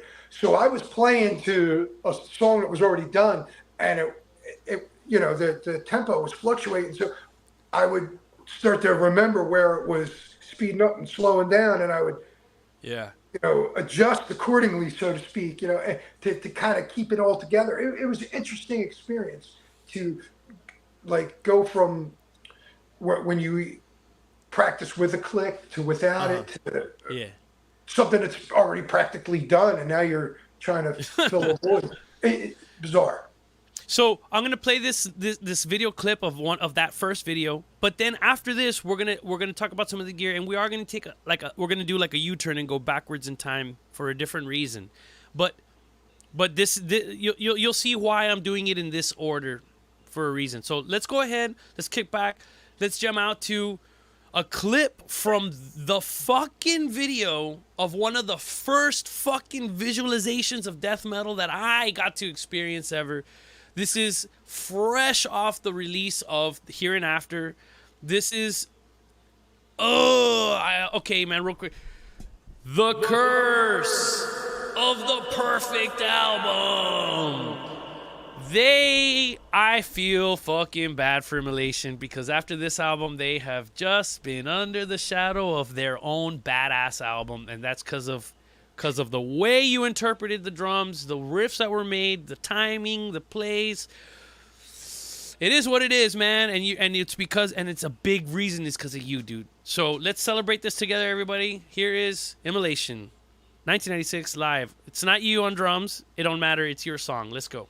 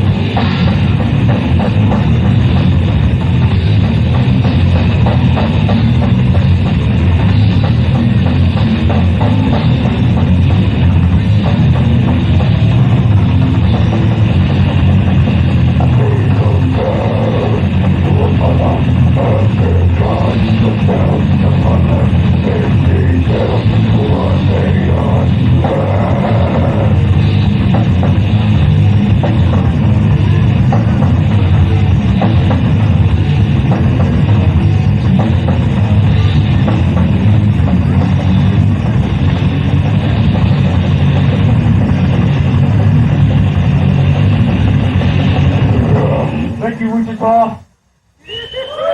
How the fuck you guys doing tonight? There you go, man. Yeah, yeah. Those songs, dude. Like, everyone in the chats, like, dude, that era, the Craig Smilowski era, dude, the Craig era is like... Yeah, I would have liked to have played that stuff live. You know, it's interesting because I didn't realize at the time that in Away from God, when we were working on that song, Yeah. there was a riff that there was like a kind of like a rest, and then it went into the next riff, and then it would repeat the one prior with a rest. But I was thinking, I was like, you know what? I said, when you end that riff, I said, you start the next one.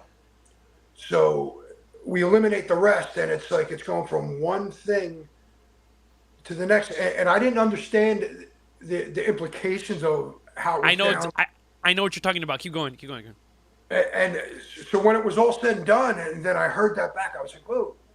I was like, yeah, that's pretty cool. That You have to hear it on the playback, right? And you can like, oh, I see what you meant.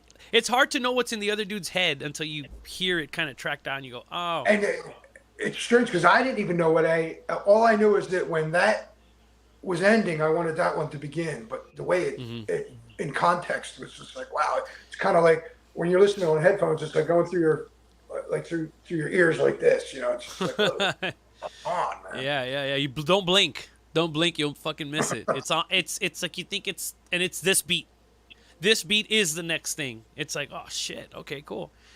Yeah, man. You guys just had a really, really colorful way of drumming, and my thing was, again, in my musical journey, that was one of the earliest fucking albums, Here and After, and Dawn of Possession. Those two albums that, like, those Left Behind. Oh, fuck. Song fucking rules, man. That song was written. That song was written in like 2 weeks.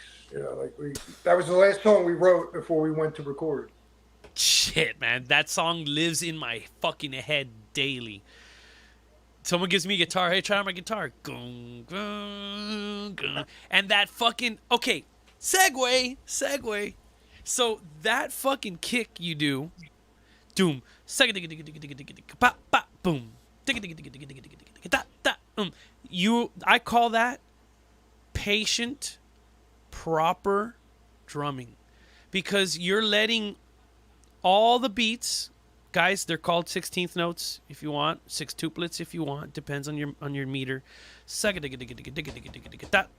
Boom. When you slow it down, it seems very like common, you know, boom. But when you're going doom, boom,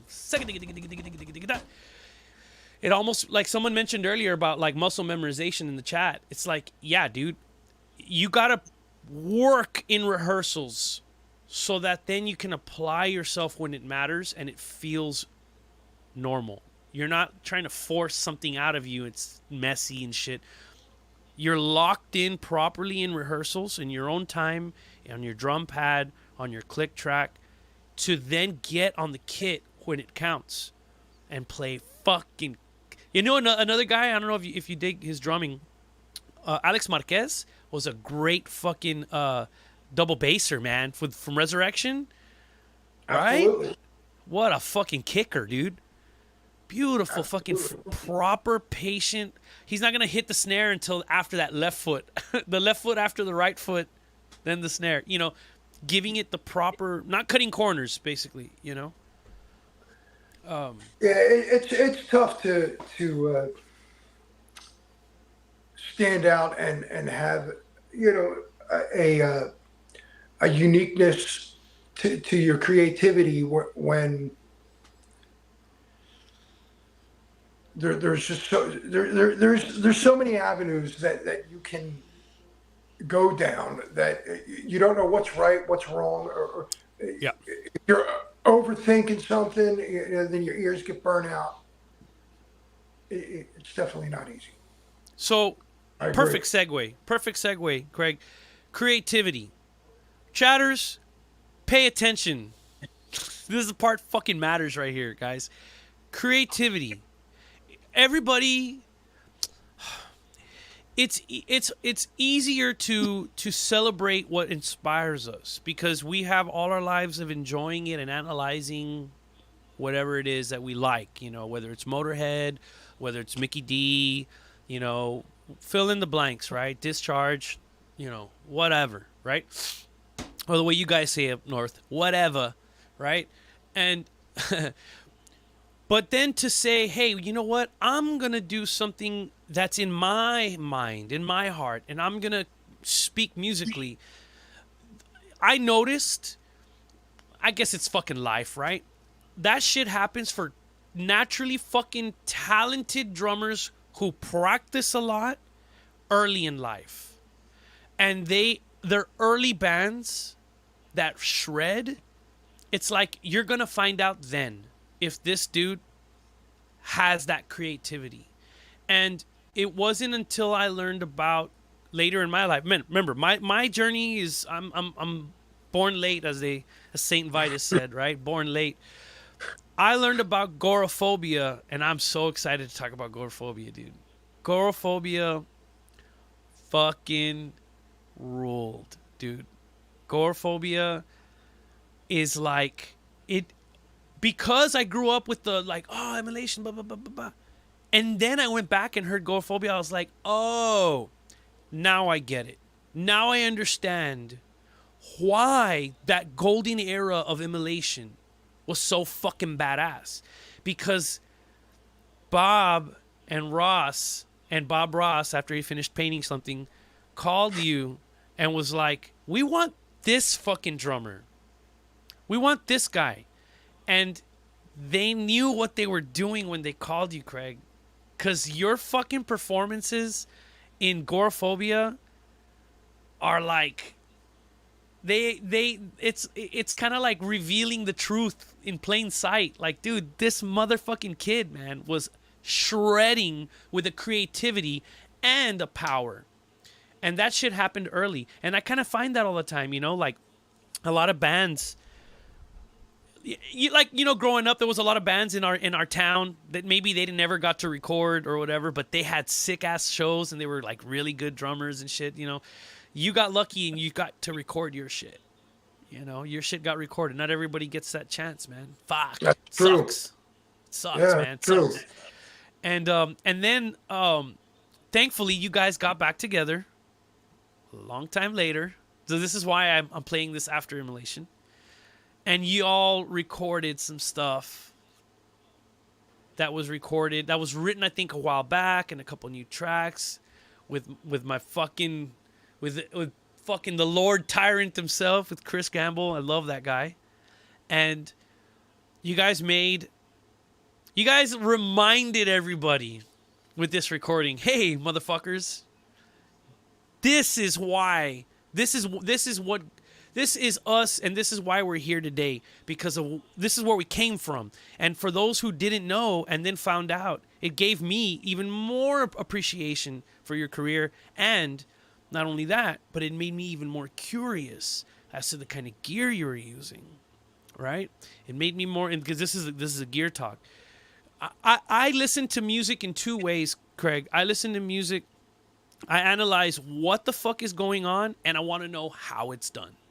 And the how it's done is like, what kind of fucking cymbals is he using? What kind of kicks is he using? What kind of toms? Fuck those toms, dude.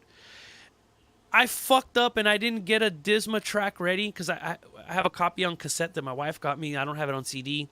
So, and I didn't get my cassette player out. I normally have a DJ thing. I'll pull out my cassette player, but I didn't get it out. But y'all fucking, maybe, I don't know. I'll get it right now in a little bit or something. But this fucking Goreaphobia track, dude, is like, oh, okay, here and after, Dawn of Possession, hold my beer. And all the fucking licks, dude. The Neil Peart tickle. The fucking tom, the Craig Smilowski toms. Boom. Not just 1 E and a 2 E and a 3 E and a 4, right? You got the boom, right? Oh, man. You're so fucking creative, Craig. Rules, dude. Melodic drummer. So, I would like to play another musical track for everybody. Yay, musicals. Let's play another track, dude. One quick track, and let's talk a little more about your gear that now we flash forward to like 2000. When was this? 4 or 5? When you guys did the re-recordings, new recordings, last recordings? What's that's the Vile Beast? Yes, sir. Yeah, I believe so. Yeah. I didn't want to talk about the demos too much because I again, like in my life, I found this late, like first, and I was like, that's why Craig rules, dude. He's so fucking creative. So let's jam. Everybody, if you all don't have it, and Roy, if you're in the fucking chat still, if Roy's in the chat, he might still have copies of this, right? He released it. Am I correct? Roy released it, and then it was also released again through Dark Descent Records. Okay. All right. Let's do it. Here we go. This is Goreaphobia. I believe it's track 1, Cremate in Hate. Dig it.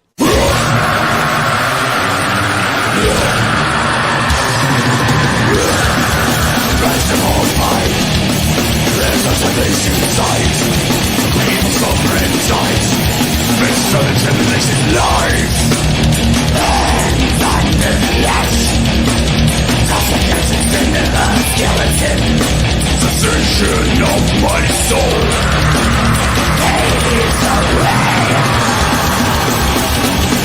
Their first presence, small details of the ground. Token and bottles of blood for the memory of the ground. Man-made controllable technology comes towards reality. As I survive of the human youth, I'm a rolling of the combination.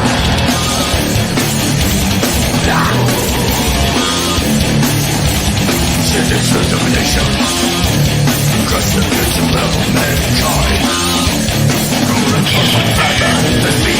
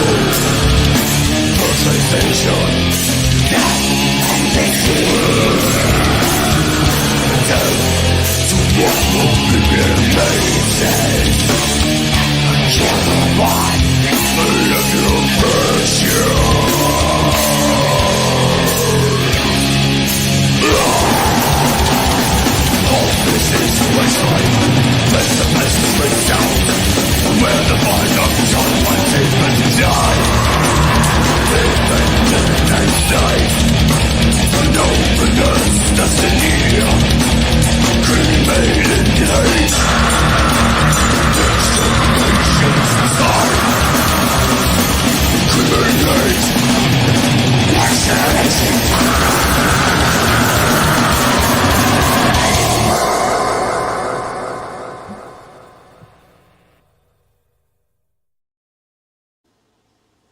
There's that fucking fucking cymbal talk, dude.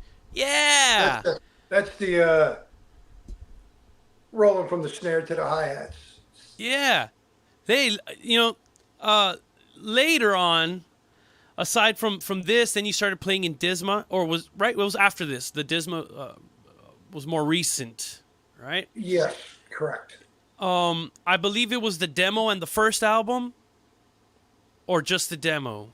It was an EP we did. We were working on an album, and we released an EP prior to what they have out now. Okay, yeah, that's right. It was the blue and black cover, or it's like blue. It's like very blue dominant. It's somewhere you're not supposed to take photos from. Yeah, no shit, dude. In Vienna, I went to one of those catacombs in Vienna, and it was like no photos. He went like this, no photos. Like, hey, Yeah, no problem. And he went like this, no photos. Sorry.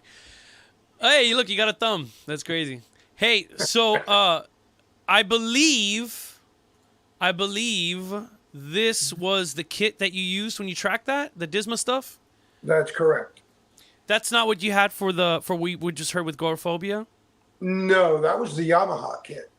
Oh shit, you still had that red Yamaha? That's correct. Cool, man. So you went from Vilamosh to a fucking Goreaphobia using that same kit. That's so sick, dude.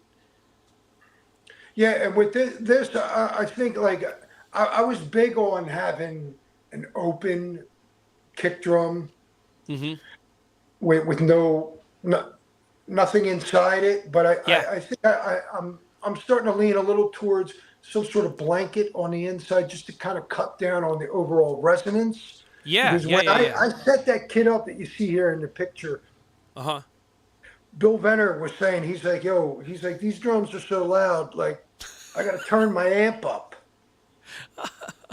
Like in the studio, they're just phenomenal. They're really something that, a picture doesn't really do it justice.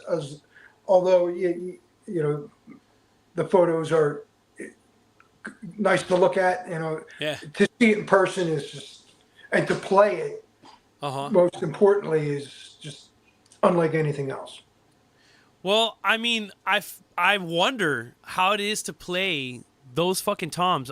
They are very long. Those are some big drums, dude.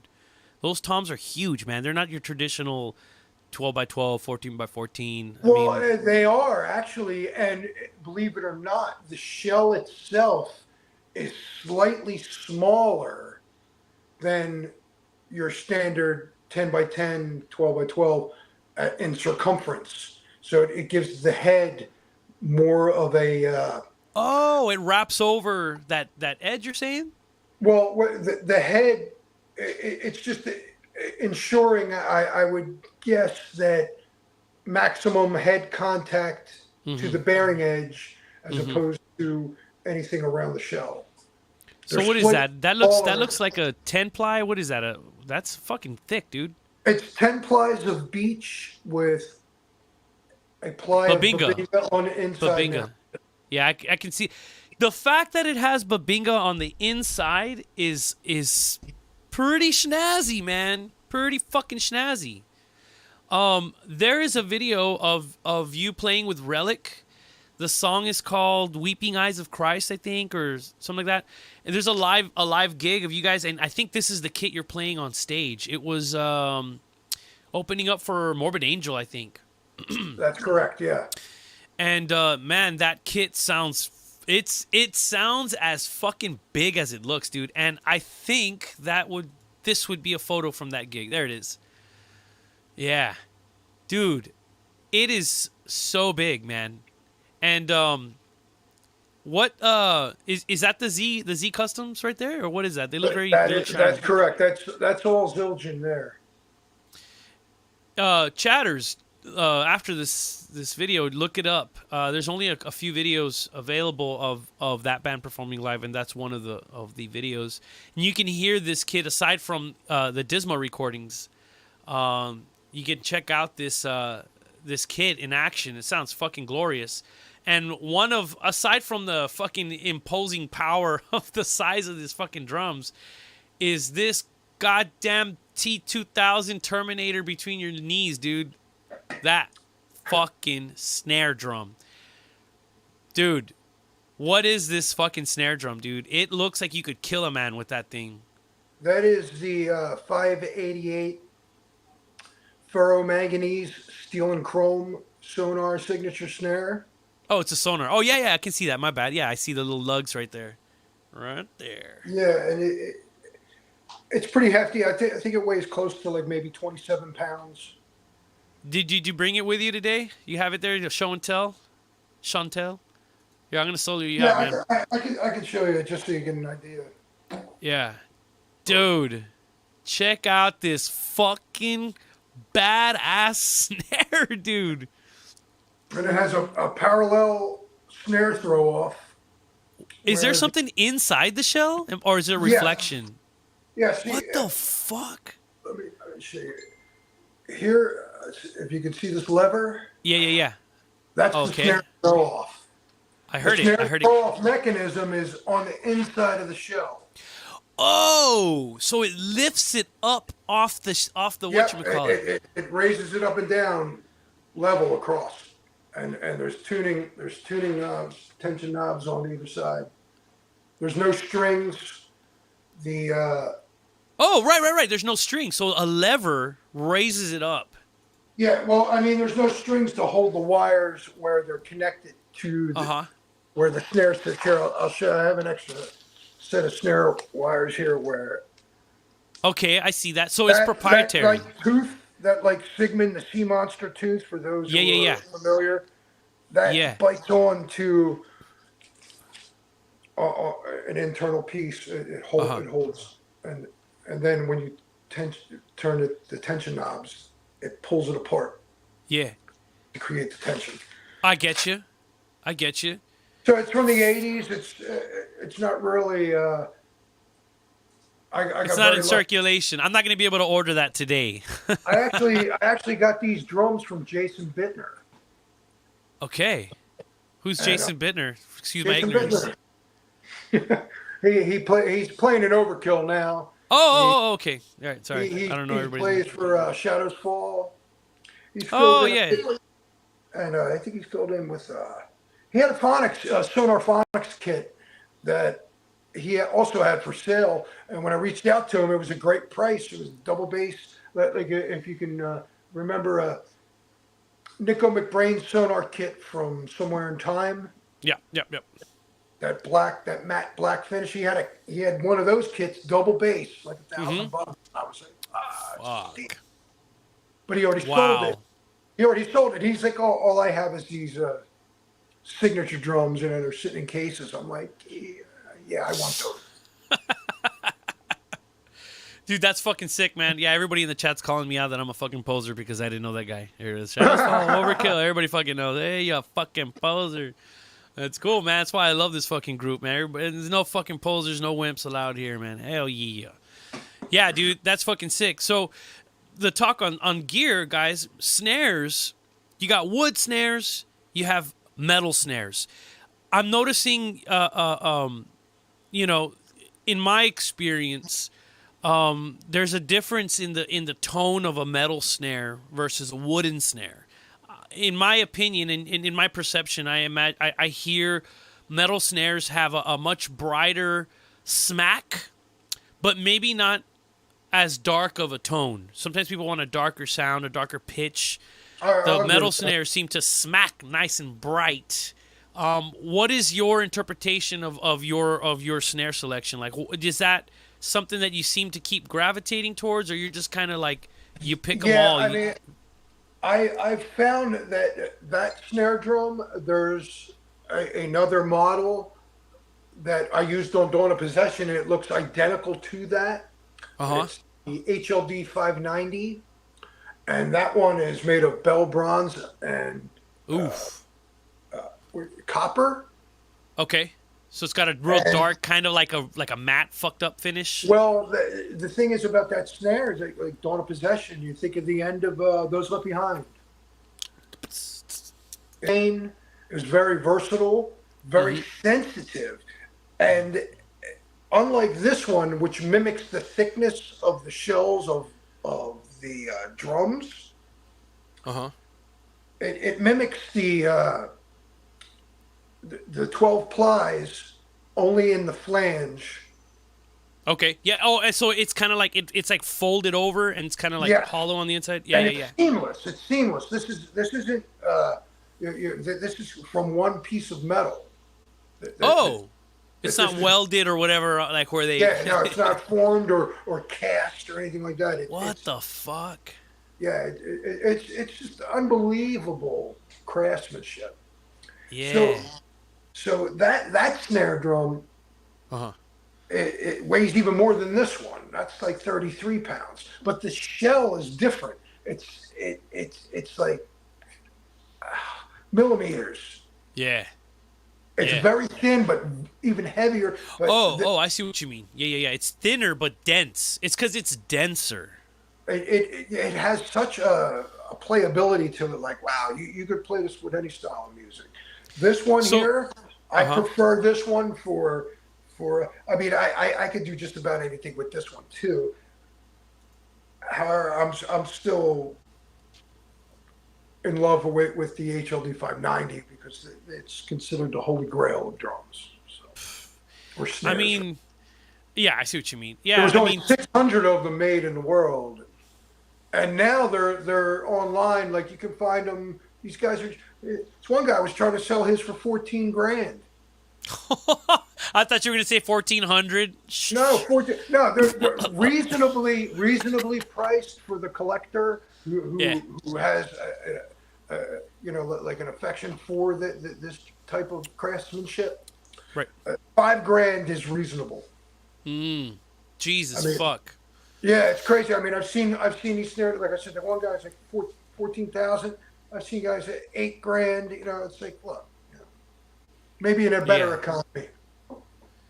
So back to the concept of the resonance and the attack from earlier. Here's that drum's another example. Like, you can snap a fucking, grab this fucking rinky-dinky can.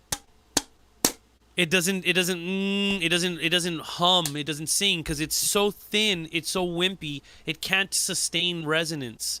And a thicker, denser, and a better material like brass or certain steel drums, they're gonna vibrate a lot as you're playing them. So that compared to wood, I think wood is like shorter, more punchier, because maybe the wood doesn't react the same way as a metal drum. I feel in my experience that the metal drums will kind of like have more sing to them. You loosen those fucking you loosen your snares, you can get that bzz, bzz, that wet snare. You turn it down tune it, bzz, a lot easier than a wooden snare. Then it's more sensitive to low frequency vibrations. There you go. Yeah, it's more sensitive. It's gonna react. So those fucking snares are gonna fucking sizzle a lot more. Now, with I don't know about other drums, because there's different types of mounting with the tom-toms, but with this kit, the tom holder goes through the shell. Right. I wasn't aware until doing some research and reading that with these drums, if the arm going through the shell is surpassing the inner part of the tom mount, you'll lose sustain. Yeah. So if you bring it back to just before you're seeing it, the drum it'll allow it to sing better. I kind of feel like it's because when you're hitting your batter and it's going poof, like puffing downward, it's like it needs that chamber undisturbed so that it'll puff on the bottom head and create that extra resonance. But then if you stick like your hand in there or like a tube, it gets in the way of that puff. initial because it's like you hit your stick is hitting the batter's snapping, and in some kind of like indirect way your stick is then transferring that hit, and you're kind of hitting the bottom head too by way of like a ricochet off the top head, and pop, it's hitting the bottom head, so boom, you get this thing going on.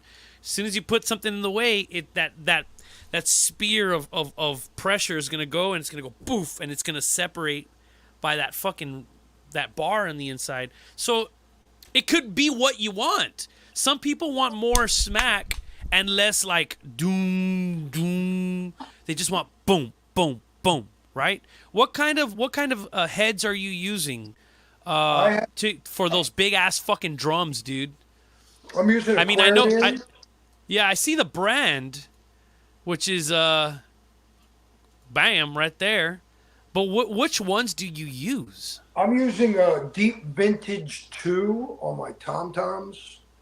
I'm using the the reflector on my snare for the batter side.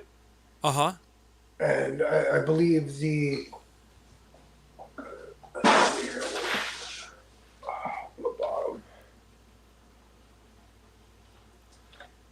Oh, the Rezo? This is a high performance on the resonance side. It's got like this little to assist with, I guess. Let me see that again. I got you on solo. Snare wires from chewing away, or some sort of cushion or buffer. Yeah.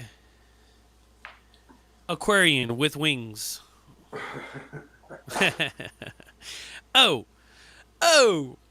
Now, I recall someone was asking about what drums was used on Here and After. It all coincides. I borrowed the drum set from the drummer I replaced in Relic. I used his kit. I used his kit on Here and After, but I used the Babinga version of the snare drum that I have now. Wicked. Okay. On a side note, that was a Tama kit. I think it's Imperial Star. Uh-huh. And it used to belong to Mick Brown from Doc. Oh, shit. Little side note. That's badass. I wonder if then that drum has kind of been tracked different styles of metal and wow, dude, that's different fucking engineers, sick. Different producers, different mixers.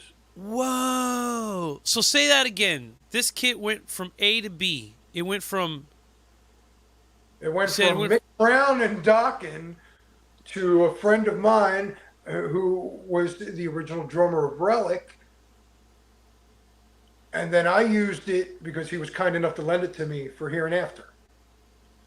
Dude, I want to play recordings, not right now, but I want to play recordings, those different sessions, and just hear the different personalities that this one drum set can have, and try to find similarities, because then you start to understand, okay, this depth of a drum is gonna react a certain way no matter what fucking microphone you stick in front of it, right? Yeah, the tones and the pitch might change because of the mics, but how does this drum talk?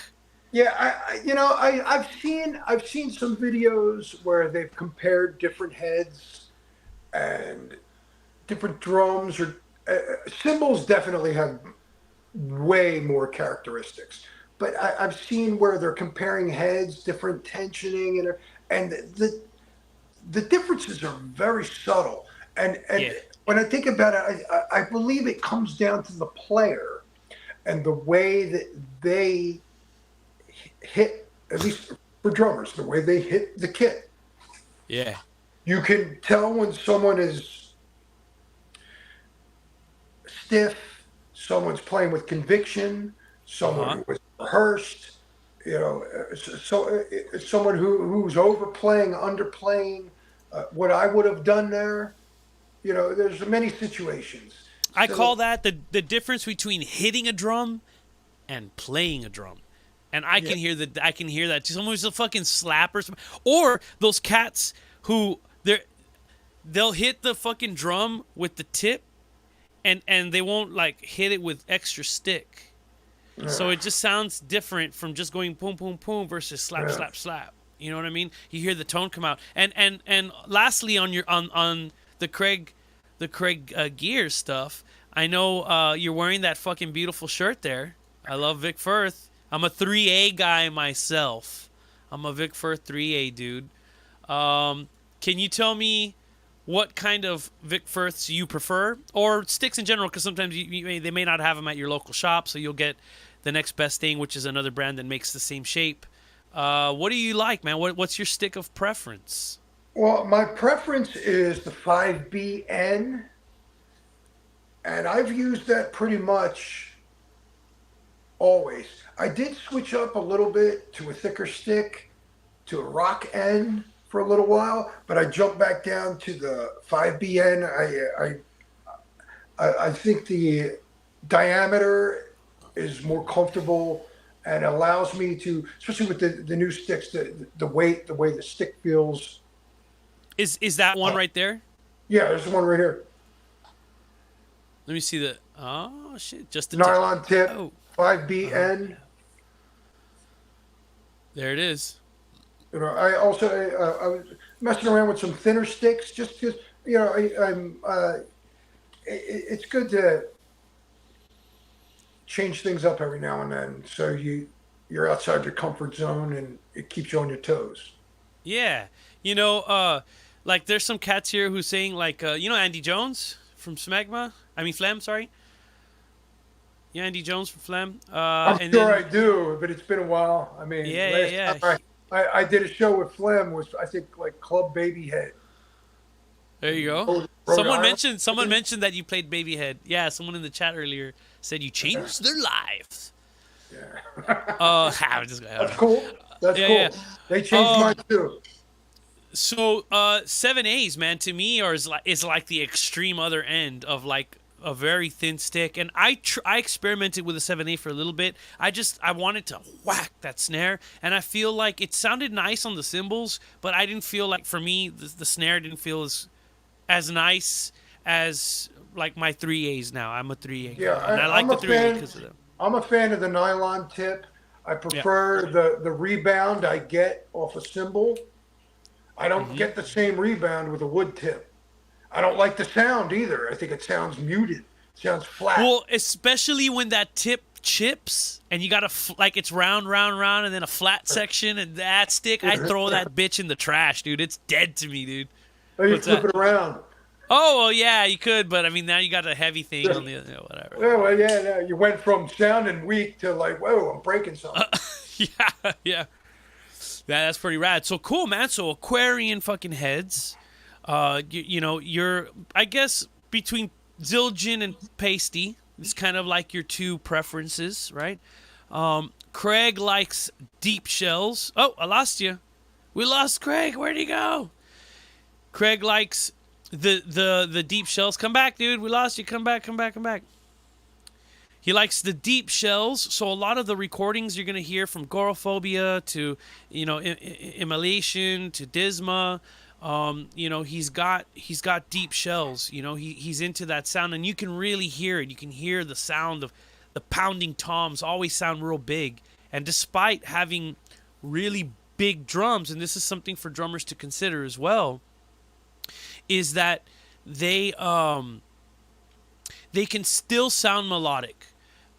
A lot of drummers, like myself for a while, were not really into the drums, because big drums, because of the range of tone.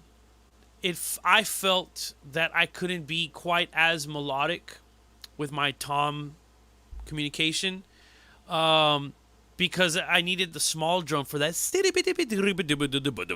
Right, you wanted that nice tom range, and someone like Craig's like, dude, they're all big, right? I mean, maybe they're just the traditional 12, 13, 14, but they're big drums, man. And the fact that he can be so melodic and so musical with that says that his choice of his Aquarian tom batterheads and the way he chooses to tune them allows him to maintain a melodic expression across these big drums. I wonder what the fuck happened to Craig's signal. What is going on? So, let me see this here. Hold on. Let me see if he. I think he may have. I bet you his phone died. Let's see if he can plug it in or something. While he's getting set up real quick, I want to take a second here to promote some upcoming JOABA, the JOABA experience coming up later this week. Let me pull it up here. Oh, wrong button. This button right here. It's coming up this week. We have ba-boom, 1987, ladies and gentlemen. Chris, speaking of Goreaphobia, and in lieu of our guest, who is he just randomly disappeared on us. I think his phone died. We tried to do this shit on the laptop, and the laptop I could get video. We couldn't get his audio to come out. Plugged in his phone, and it started working real badass. So hopefully we can get that back again. I don't know. Hopefully in the next couple seconds. Craig, come back. There he is. Yeah, so Chris. If you guys follow JOABA, you're going to know that Chris has been doing a fucking fantastic job doing the every year of the 80s. He started with, 80, 81, 82, 83, 84. We're at 87 now, okay? And he has a fucking, Chris fucking rolls, man. He's super cool at, how do I say this?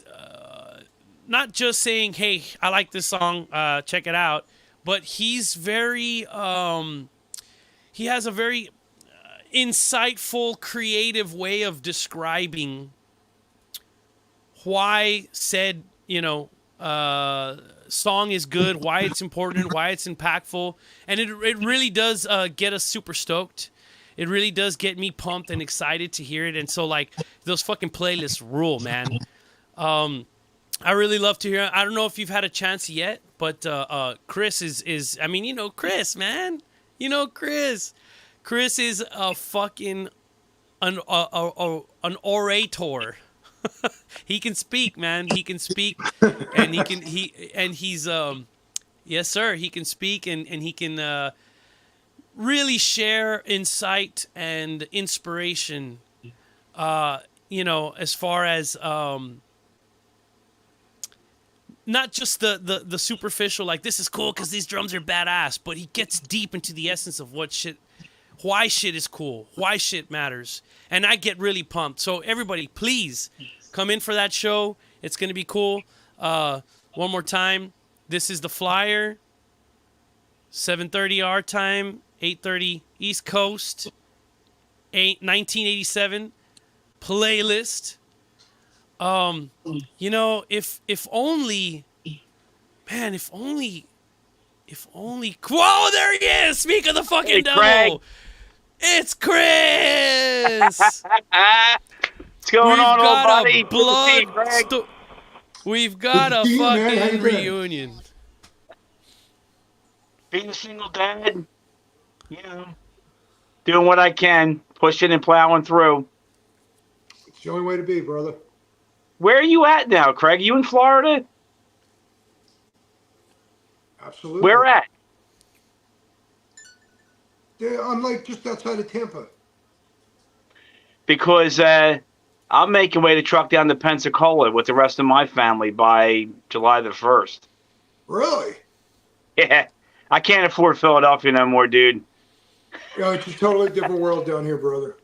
I know. And I got my family, half my family's down there, And it's for the benefit of my daughters, Nice. They say Florida's a great place to retire. You know, everybody comes to Florida. What's up with Florida? Is the weather that badass over there, Craig? What's going on? It's pretty good. It's pretty good. I can tell you that. I could say is if my family was in Wisconsin or if they were in Wyoming, that's where I'd be going. I'd be going where my family's at. So, it's just that's the way things are, Craig. I'm just, I'm raising my daughters, working. Frankie's living here with me right now. He's going to be buying the house for me, my brother. Yeah. Nice. You tell him I Yeah, said hello. What's that, Craig? Tell him I said hello. I will. He's downstairs sleeping now. He's got to get up tomorrow and start jackhammering, the street because he's still doing all the stone masonry work and contracting for Pico and PGW. Yeah, he still does all that. Hey, real quick, I was Roy got me right here, man. I did want to that right now that I have both of you guys on and we're talking gear stuff, right? Yeah. What memories can you guys share of when you guys were recording and the Goreaphobia stuff, man? And I know Roy's all about the demo and nothing else for life, right? But there was more than just a demo. There's different sessions, right?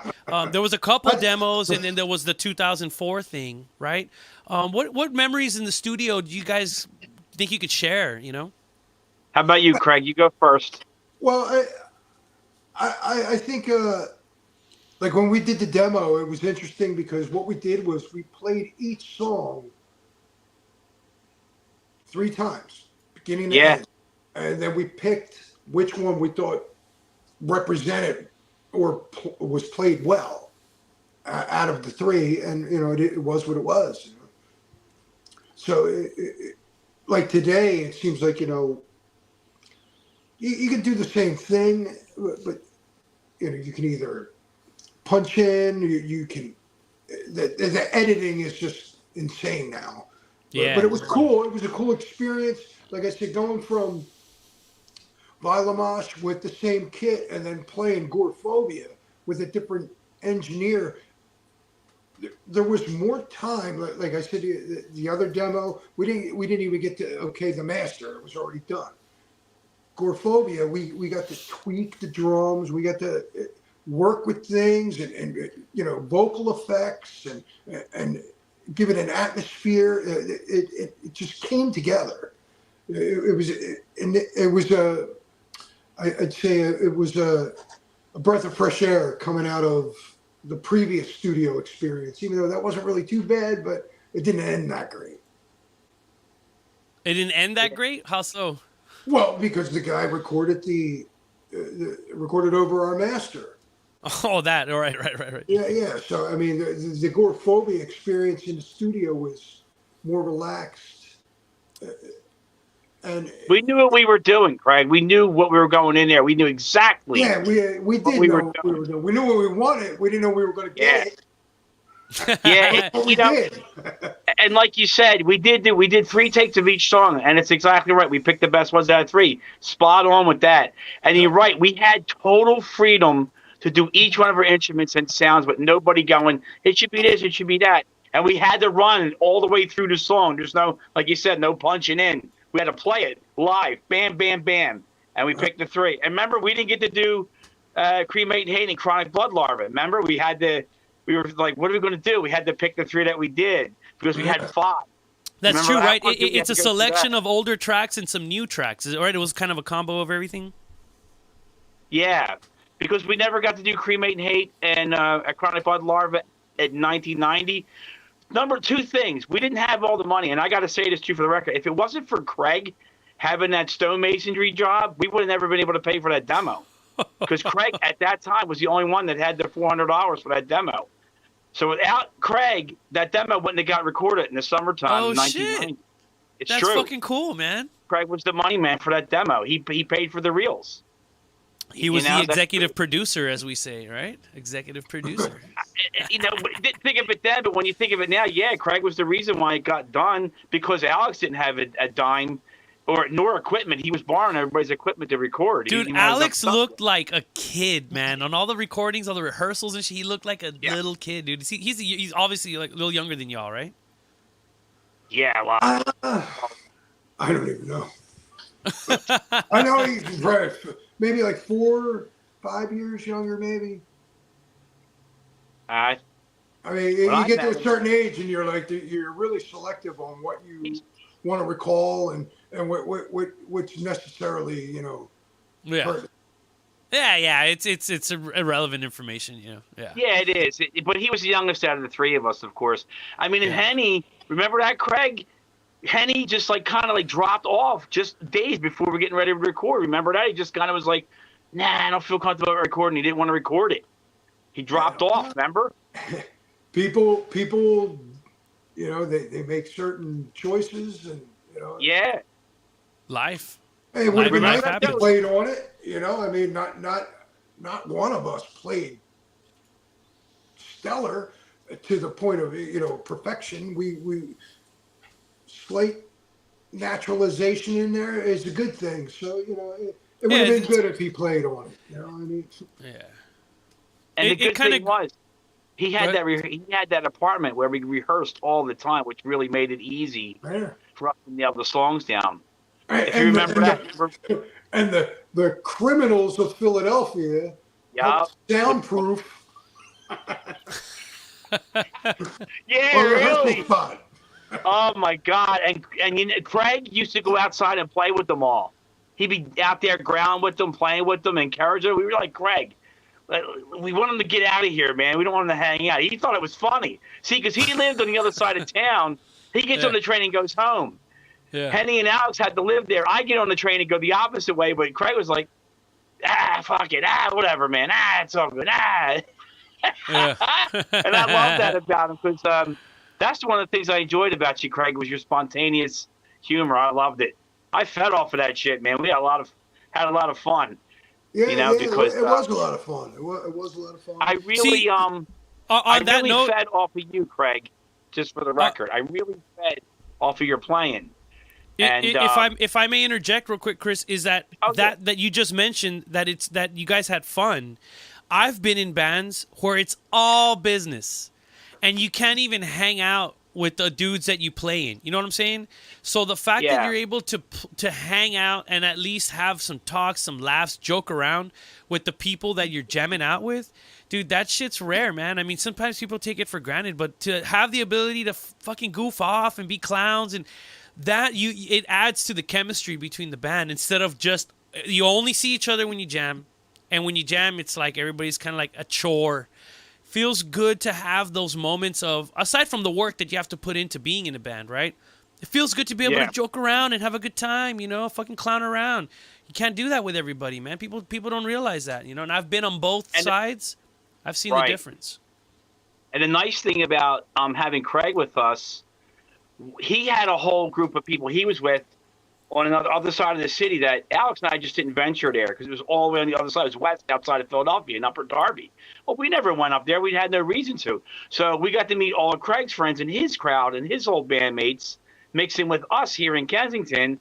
And then the Kensington crowd got to go up there and hang out with everybody up there. That's when we got to meet Craig's brother Tom and all them other guys, Caesar, all the other guys up there. And so it became like the crowd on west side of Philly and Upper Darby with Craig's area and Alex and I's area in Kensington, which was the epicenter for us because that's where our rehearsal was. It made this scene for Philly bigger because we brought two sides of the city together and we used South Street. I mean, Craig, we went to South Street like every weekend, didn't we? We used to go to Rock and Roll Plus to see Ann. Ann would invite us back to her house for a party. We started saying, hey, man, we know these bands. Let's play some shows.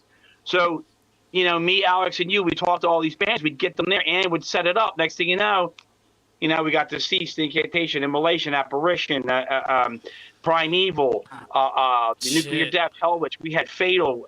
We were bringing everybody into the area.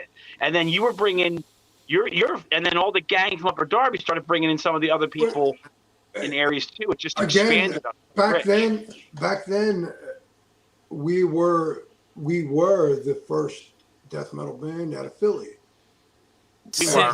Every other band didn't want to touch or go in that direction because of the implications of what they're doing. Because death metal wasn't You got to. That's If you either like it from the first time you hear it, you're intrigued, you're fascinated, you want to learn more, or you're completely turned off.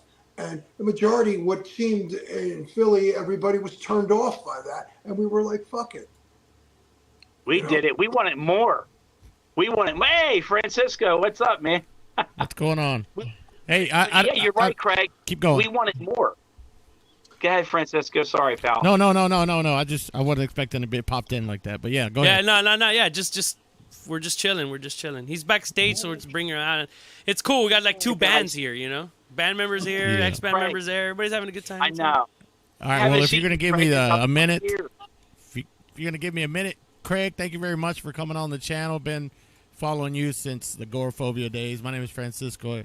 I run the channel, and I actually wrote a story about the Goreaphobia Immolation show in Houston on July 24th, 1992. That was one of my favorite shows I ever saw, and I think I mentioned both of you guys in the little story I wrote. I don't want to tell the whole thing because you can go get that issue or whatever, but I remember I had written Immolation. I don't remember who it was, like what year or two before, I don't remember. And I had this promo of the band, and back then I was like a kid, and I was like, never really been a autograph guy, but I was like, fuck it. Immolation was one of my favorite bands at the time, and I remember I grabbed that promo, that flyer, that photo. It was like one of those glossy promo things I'd gotten in the mail from somebody in the band. I can't remember. So I used to go to shows, and I used to have to ride in the back of a pickup truck to go to shows. That's what we had to do. Oh yeah, Drive an hour. I drive an hour with my friend. The highway, going dude. literally 90 miles an hour down the highway. Us bouncing up and fucking down.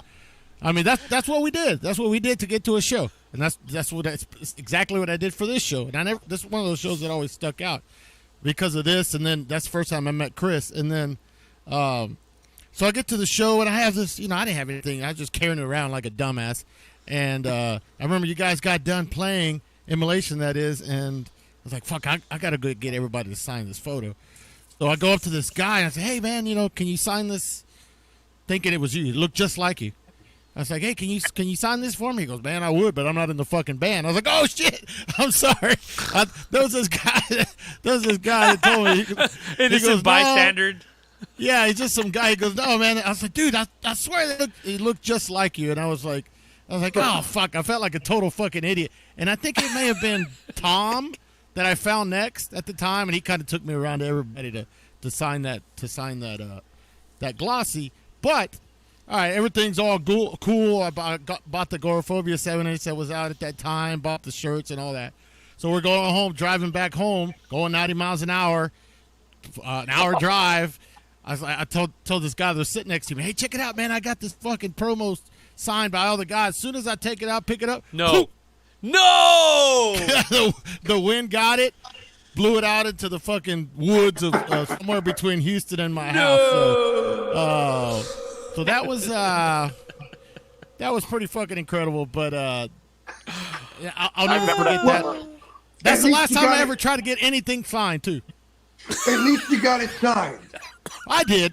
Right. Some fucking like deer or A something. deer has chewed it right. all I was gonna up. say. A deer chewed it all up or whatever. Yeah. Fucking yeah. a few cars ran over it. Oh, Yep. that's cool, man. Yep. That's funny. So, anyway, I don't want to come in here take too much time, but I guess I was going to promote Chris's show, but I think you just did a while ago, right before I got on. Yeah. Anyway, but yeah, excellent show, excellent insight. It's fucking Absolutely. awesome having you on here, man. I appreciate Hey, that. I'd love to come back. I mean, there's a lot more I could divulge in regards to studio. I don't want to say experience, but I guess that's the only word that really I can use. I mean, there's a lot more that I could talk about, and I'd love to be back. Yeah, dude. Like, we can't let all the birds out at once. I mean, dude, we'll be here all night. And I know you guys are busy guys and this and that, and it's a Monday. you know, and there's a lot of people in the chat. Everybody's having a good time. Everybody's asking questions and stuff. As a matter of fact, you know, we got a couple questions here and there that I want to throw out. If you don't mind, real quick, I do have a question that was sent to me from the king himself. The king himself. Are you ready? Internet Yeah, of sensation. course. The YouTube sensation. I'm getting it. Yeah. Okay, I'm going to read it verbatim. Let's see if we can English this one. I got a question. What band would you like to play with? It never had play with. And your dream band. If you want to make a new band, what band would you make it with band members? Would you like to have never have jammed before? Whoa, that's a good last question. Would you never? Did you translate? Are you able to translate that? Papi, What I even think if I he's read saying- it as is, my mind is blown with that last question, that last sentence. What I think he's saying is, if you had a dream band to play with, who would the members be in the band that you would be with, that you never experienced before? Yeah, that was question 2. There's 3 questions. Question 2 was, what's your dream 3 band? questions. Yeah. That was question 2. What's your dream band members? Question 1 was, what band do you wish you were in? So what We should band do probably you take wish them you one were at a in? time. Yeah, let's start off with one at a question time. 1. Number 1. What band Go, do you Frank. wish you were the drummer for?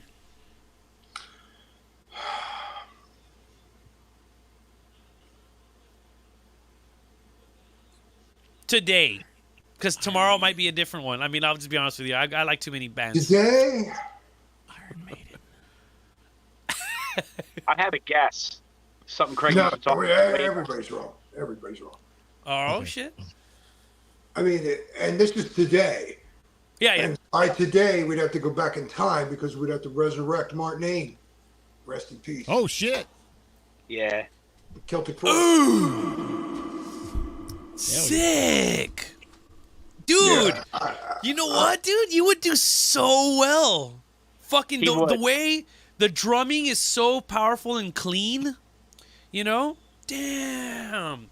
Yeah, there's Wow. this album, that Monotheist, to me, is like the heaviest album I've ever written. I mean, It's fucking... There's such heavy riffing in there, production-wise. Just Yeah. the way it's delivered to the public, the listener, it's just like, it's got everything. It's fucking big. Hey, Clarity, Can I- it's got rawness, it's got the distortion, it's got the atmosphere, it's got the length, it's got the depth of well thought out. It's a damn good album. Francisco, what were you going to say? Well, I've always said that Morbid Tales is one of the greatest sounding albums.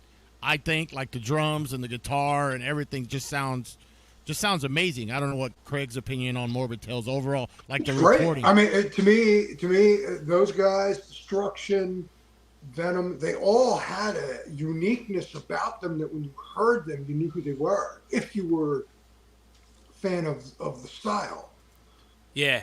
it's automatic. There's countless bands now. Like if you're not familiar with each and every band, the vocalists are very similar. And yeah, that's fine, I guess. But when you really want to stand out and have an impact, you need to not only sound good, but have a quality that is hard to come by right now. I call that intent. Intent matters. It's not just the skills. It's intent. It fucking matters, dude. It's not just bang, bang, bang, but it's like your personality and the spirit behind the fucking riff, and those albums fucking roll, dude. What was it? Which drummer was it that had the high heels on his drum set? That was Reed St. Mark. Yeah, dude, Yeah. he played really well, dude. He fucking I saw rolled. him jump over his kit from behind Damn. him. Jumped over it and then Yeah. jumped back over it. I was like, oh, I've seen that. You mean with Celtic Frost or like with another Yeah. band? Yeah. yeah. I was just like, Doug Frost. how Was is he that wearing even the heels? possible? He like landed in the heels and then he jumped back with the heels. I was kidding. Well, I don't know about the heels, but I not was with the kidding. heels. I'm being a clown. Craig, Did you catch the Celtic Frost show when it was Exodus, Celtic Frost, Anthrax at the Tower? Did you catch that one? No, probably not. No. Because I that's saw, I when saw Exodus. them at the, I think it was the Starland Ballroom Okay. in saw the them at city, in Tower. Philly. And the cool thing is the drum tech from the Dawn of Possession European tour, Mm-hmm.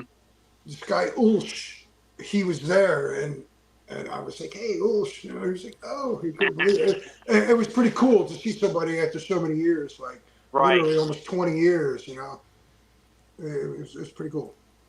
So let's push forward, and the King's second question, to reiterate, was if you could do a super band, who would you like to be? Drums, bass, guitar, vocals.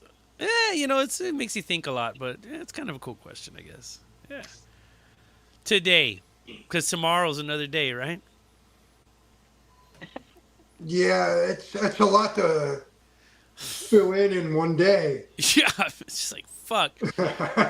I don't know. I think I could answer that question.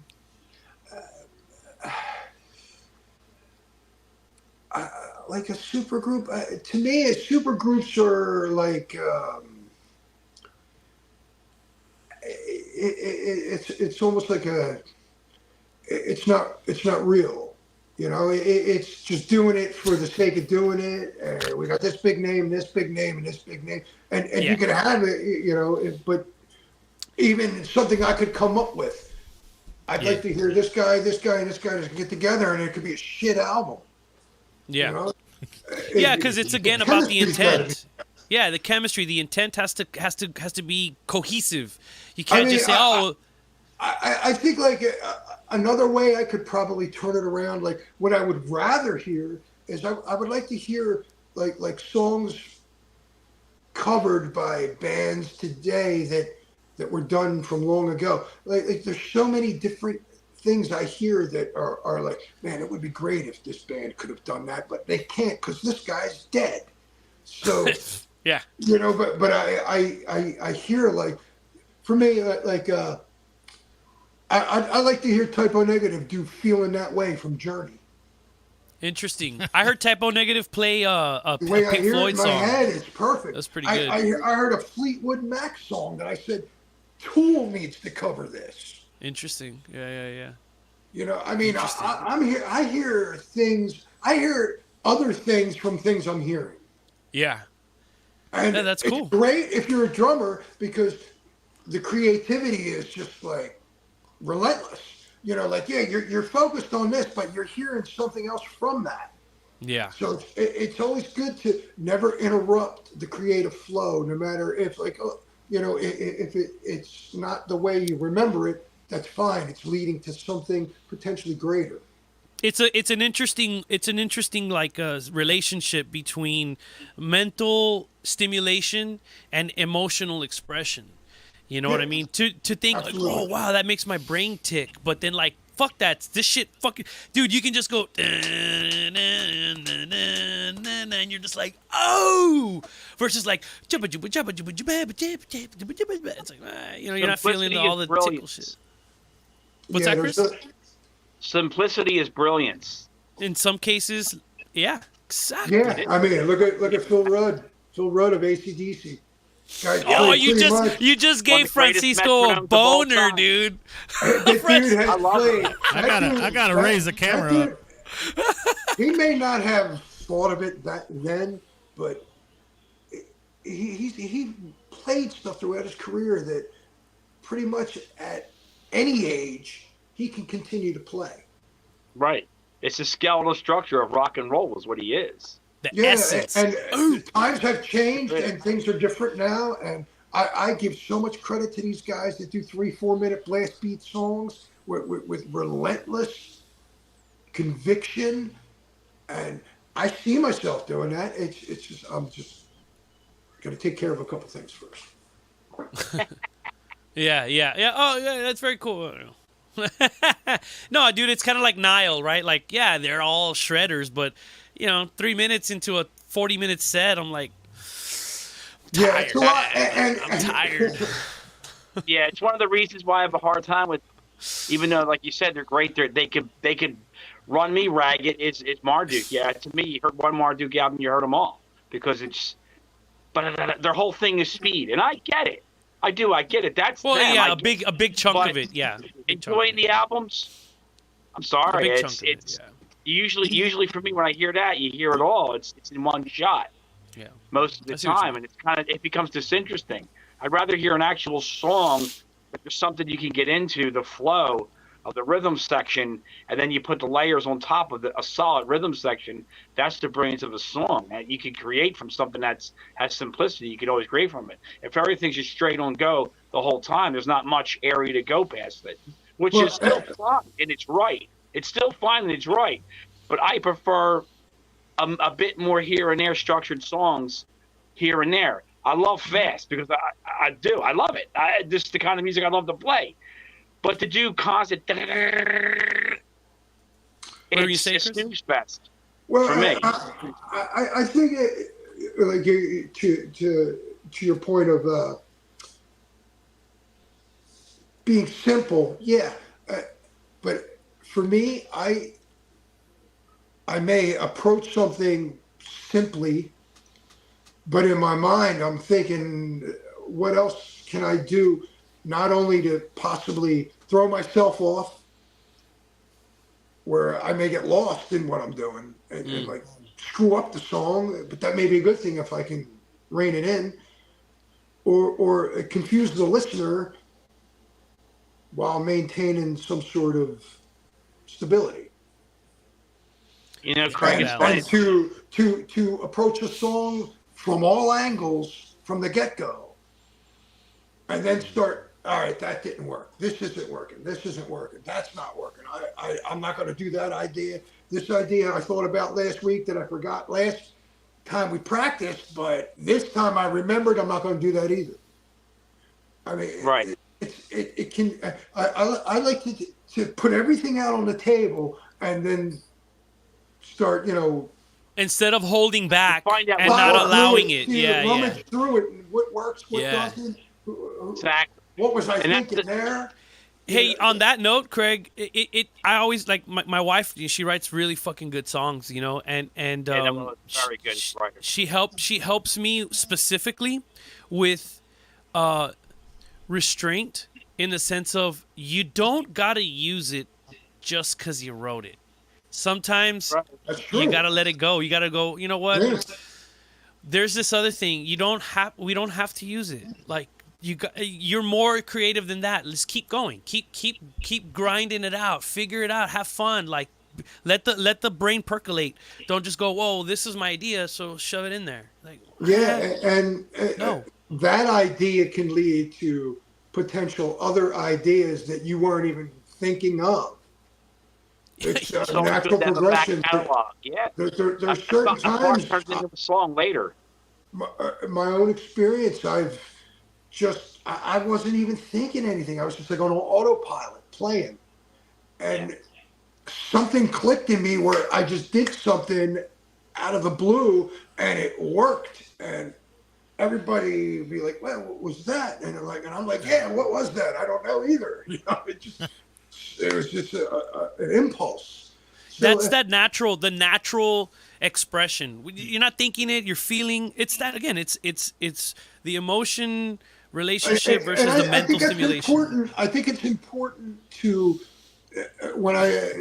to go back to when I would visualize what I want to do as opposed to what I can do, what I'm able to do, and what would be nice to do, but I need to purchase this piece of equipment before I can do it. Keep that on the back burner. There's a certain way that if you like I said about, you can tell when someone is just going through the motions or they actually feel what they're doing in their heart. There's a difference. It relates and it translates to the listener without them even knowing your music. If you're and that, I mean, that doesn't mean they're going to like it either. You know. Yeah. Honestly. And the guy's great, but I don't care for that. Dude, let me rant real quick, 2 seconds. You got 7 minutes? I'm just kidding. Ongoing joke. So here's this thing, dude. They're not gonna like it. They might like it. Check this out, dude. So I played this show, and I've told the story several times. We played this show, and I was playing in this band. It was kind of like, it was like a psychedelic kind of heavy, tripped out, like King Crimson, Pink Floyd, Black Sabbath put together, whatever, right? And we got off the stage, and it was like all like happening quick. Get off the stage, and the dude came up to us. Oh man, that was a great set, right? He was all fucked up. He was having a good time.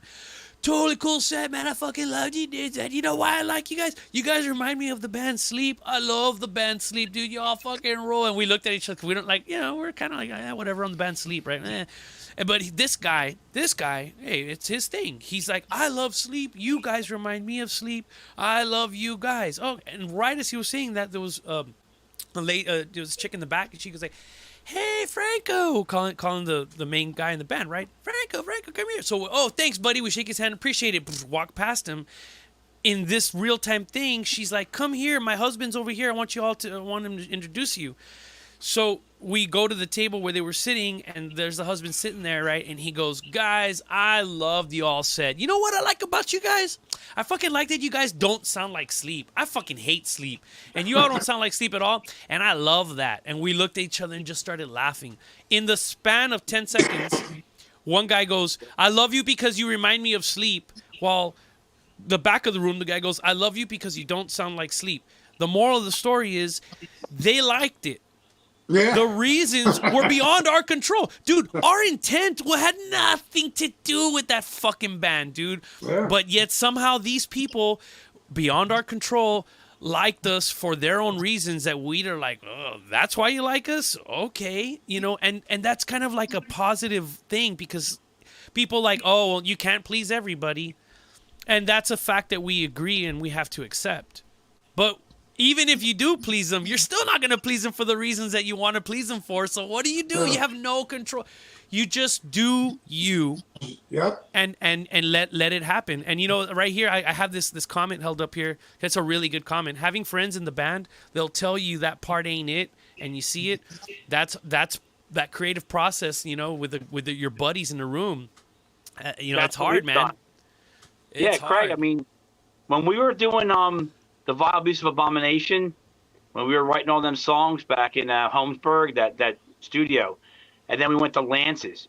Remember, we were making CD recordings of every rehearsal we were doing, and we must have had about maybe 10 to 12 songs, and we used Wraith Reaper and I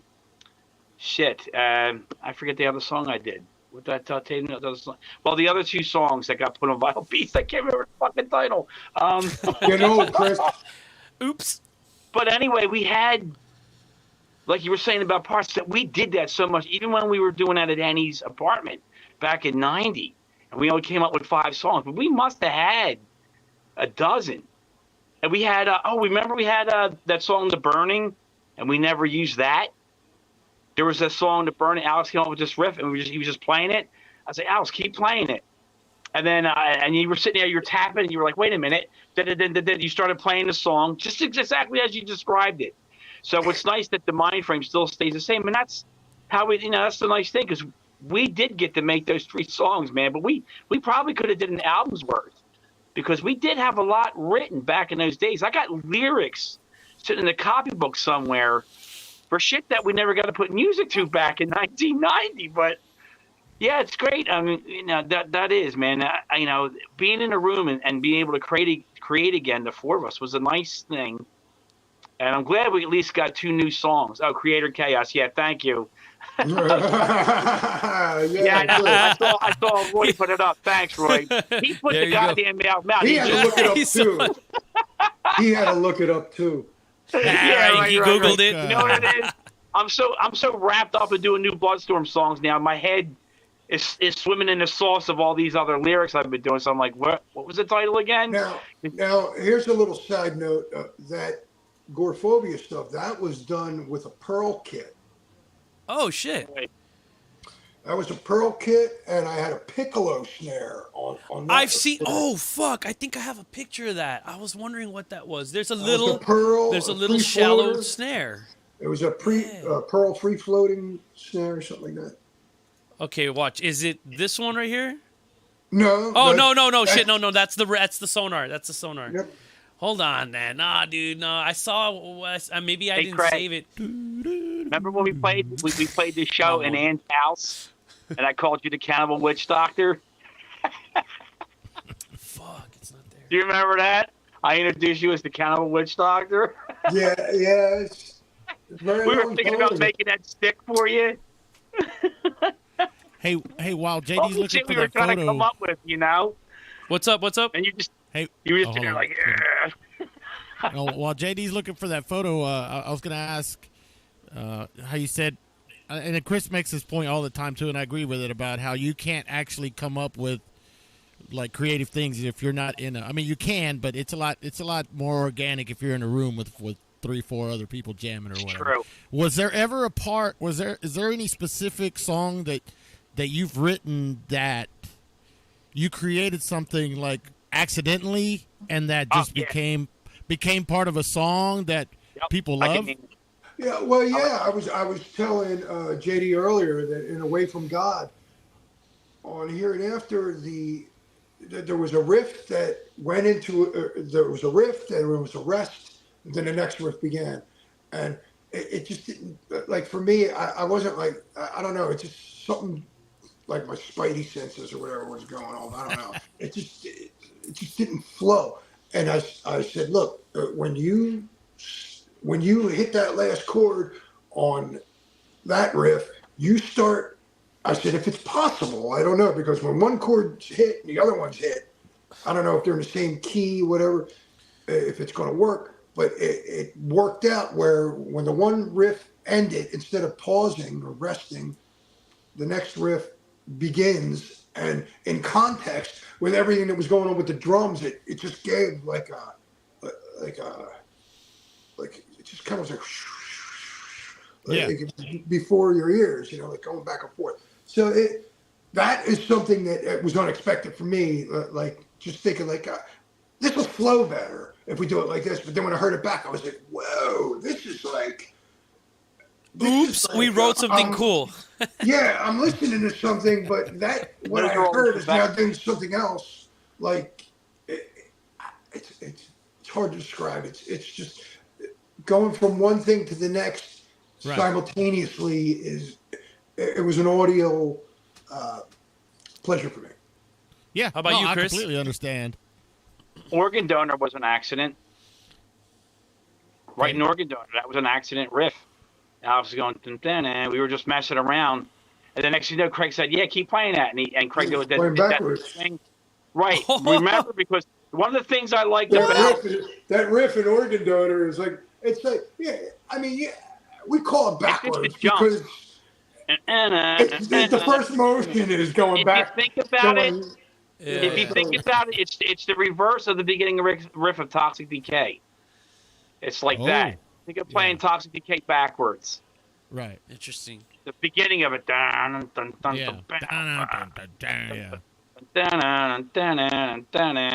It's a rendition of that, the idea.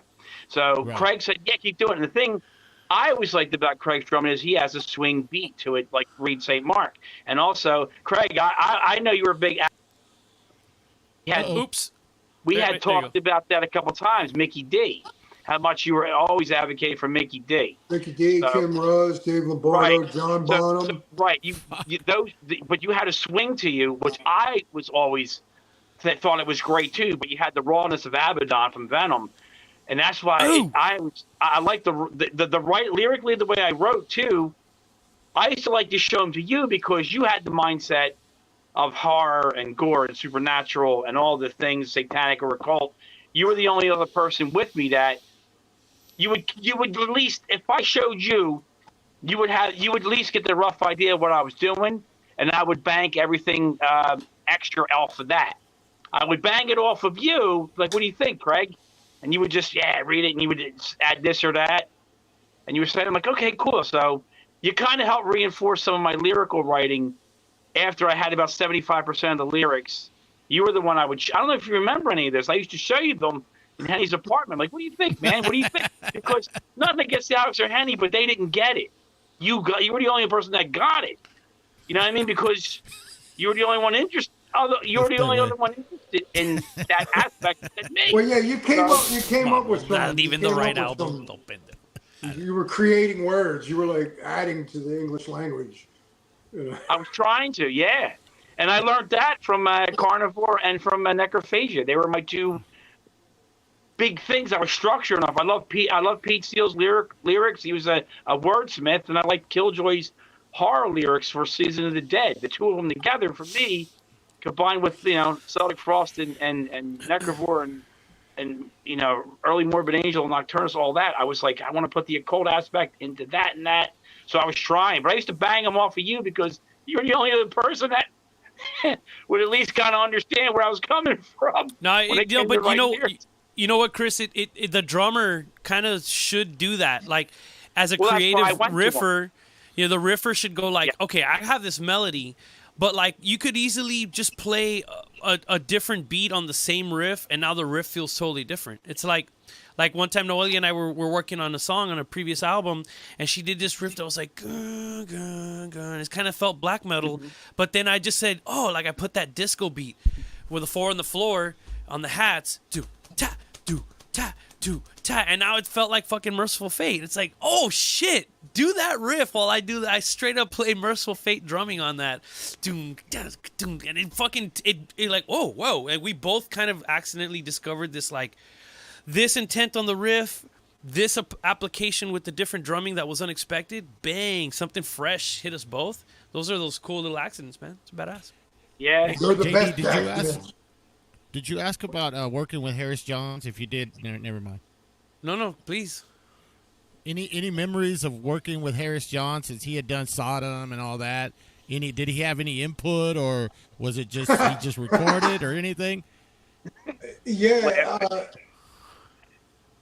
I remember that us being excited that Harris would be taking control of everything, and we get there and get everything set up and everything's and Harris looks at Bob and he's like, okay, make your guitar sound like your guitar, something. And Bob's like looking at this like the equipment, like I don't know, like what is this stuff? Like I'm hooking up my stuff. What am everything was so new, and it was like hands on from the beginning. So it's like Harris, like we're thinking like, yeah, Harris, make it sound great, and give us a nice, which he did, but wasn't he the Killing Technology engineer also for Killing Technology? Is that right? Yeah. Yeah. Shit, so he did a Waze drum set too. That's fucking sick. For him to look at Bob and say that, Bob was just like, I don't know what I'm doing. It's like, man, where do I fucking stick this? He's just holding the cable like here. There's another time where we're all in the control room and we're working on something on the album. Harris just gets up and he runs out of the control room, and we can see on the security cameras he's running down the steps and out the building. What the heck? We're like, fire! Crazy German. Did we do something wrong? Like what? Like 20 minutes later, he comes back and he's like, "Oh, I'm sorry." He's like, "Sunday and the donut shop closes early." Chinga. Teatro. Clip that, JD. Clip that right there. That was There's so not enough funny. memory, it says. Great. I mean, we thought something serious was happening. Like, you're like, yeah, fire, or, what don't we know? Why is he running away? Yeah, right. By that Donuts. time, Fucking donuts were about to be the gone. guy out of the building. There you go, dude. That dude was a cop. Yeah, I was going to get the same thing. Lord, man. Donut Lord. I gotta go get donuts. So thank the devil for the donut shop being open, because he helped create classic. A album. bunch of classic albums. Bunch of including classic that stuff. Thanks to Donuts wherever that studio was at in Music Lab, Germany. Music Lab Studios in Berlin, Germany. That's Berlin. it. Music Lab. I That's believe right. they're now mobile. Oh, The original studio, I believe, is no longer, and I believe Harris has he has like a mobile recording studio. oh, okay. Did you track Oh, I in a see. large room or what? What Oh kind of yeah, room did you track in? very large room. Okay. Oh wow. Yeah. Actually, I saw pictures of Away recording with him, and his drums were real. It was a big room, and dude, tell me this. His drums in the photo were up against the wall, like real close to one of the walls, but the room was fucking huge.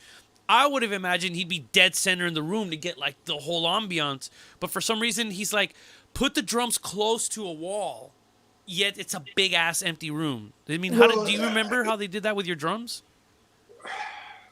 I'm not really too sure, but I do know that like later on, experience I've had with large rooms that you can have a mic, up against the gear, and then one at the other end of the room to catch the natural reverb.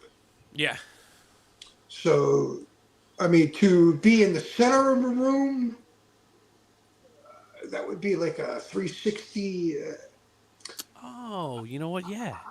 I don't know how it would transfer audibly, like audio wise. A bit probably be real noisy, real chaotic. Well, I'm thinking you would be like in the center of the room, because for me, when I'm listening to music and anything I record, call me selfish, but I want the listener to experience what they're listening to, not from an audience perspective, but from the drummer's perspective.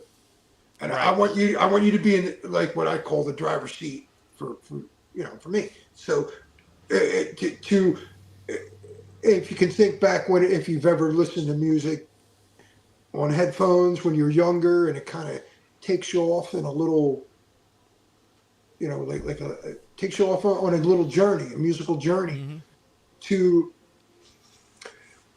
put the listener in that position, to me, is probably the best way to experience what you're playing for them. Yeah. That way you're immersed in it. You're like, in a sense, you're dead center.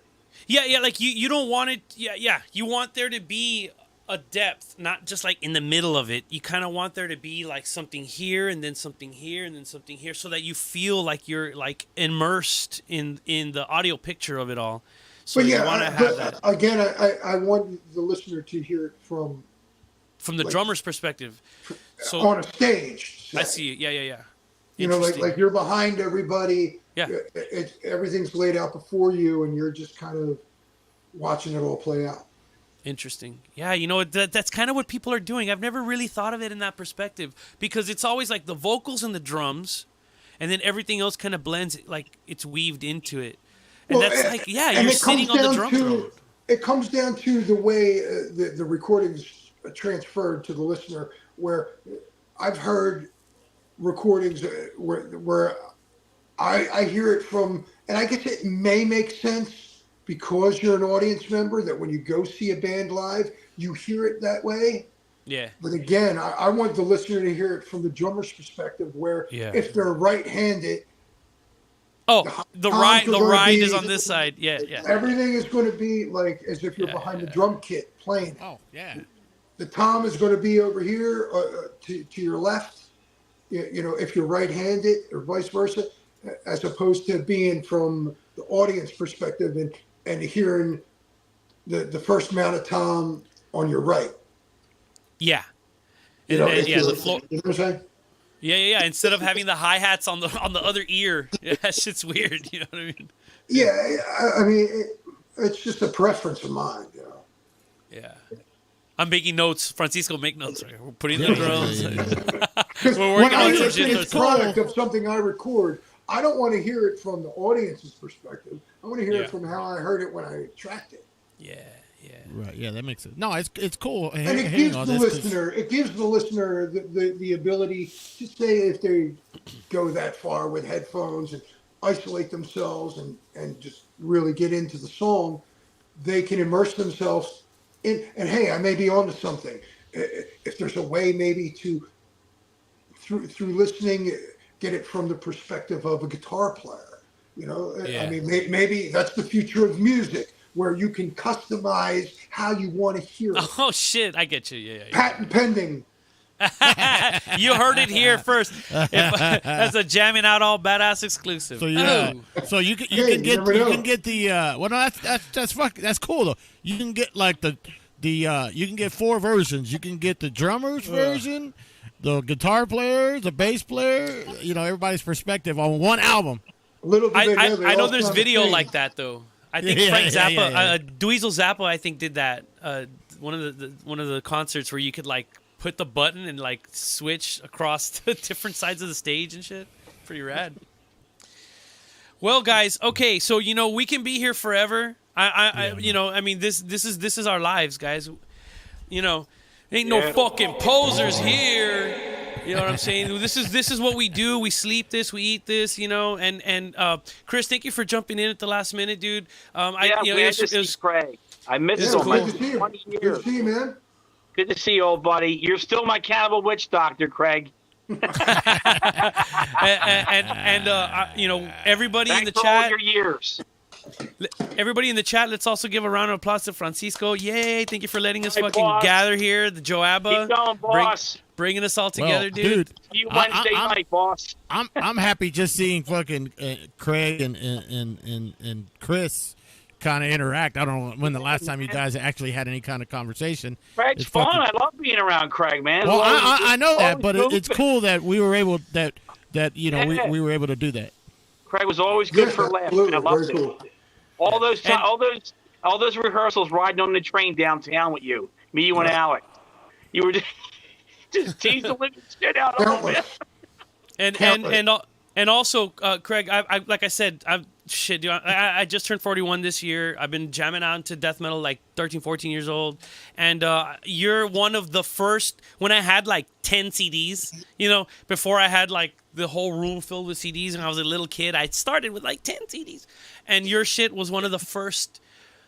It affected me creatively because I'm a drummer, you know. So, you know, when I do a certain drum beat, I call that beat. Check it out. Here's the Smilowski beat. You know. Here's the you know. It's being melodic, and I fucking hope the chatters, aside from like, oh, that was cool to see you, I hope they listen to you and understand a perspective that came from someone who moved people and affected the world, man. Both you guys fucking affected the world. Organically. Well, it takes good people to make good music, and it takes good listeners to make the music part of your soul. I mean, your ears, you know, there's no, you don't have, music doesn't need an invitation into your soul. It is what it is, and that's part of the essence of it. So as much as we love to play it, it's nothing without good people to hear it and let it enter your soul. So one is the other. It's putting your finger in water, letting the ripple go out, bounce, and it comes back to us as the players and encourages us to do more. And we're all on both sides of those fields. So without good people, there can't be good music, in my opinion. I'm passionate about it. I know Craig is. That's why we made what we made all those years ago. And, you know, that's I still feel the same as I always did back in 1990. I remember all of it crystal clear. Great times, great fun, Craig. We made a lot of great songs together. Tons of shows left and right. All the fucking house shows we did all over the place. And kinds of wacky. Yeah, I mean, I've told Chris, obviously, you know, thanks for the years of fucking music growing up and all that. Same to you, Craig. I mean, you guys been an influence on me from way back, and I'm hitting fucking 50 almost. So, but yeah, I still have it. And when next time JD and I get together and jam, we're gonna remember what Craig was saying about this Yeah. or that? You know, let's fucking try that. You know what I mean? Because sometimes No joke. No joke. Dude. No, one example. No, I'm serious. One example is like, we'll write a 1 minute long song, but we want to make it, and people like you that actually write songs that are dynamic and have different parts and, you know, different this and that. We do that with a 1 minute long song because to us it's important to because we grew up listening to songs that were catchy. You know what I mean? That's kind of what we try to do as well. You know, put as much you can in a 1 minute song to where it's a memorable song.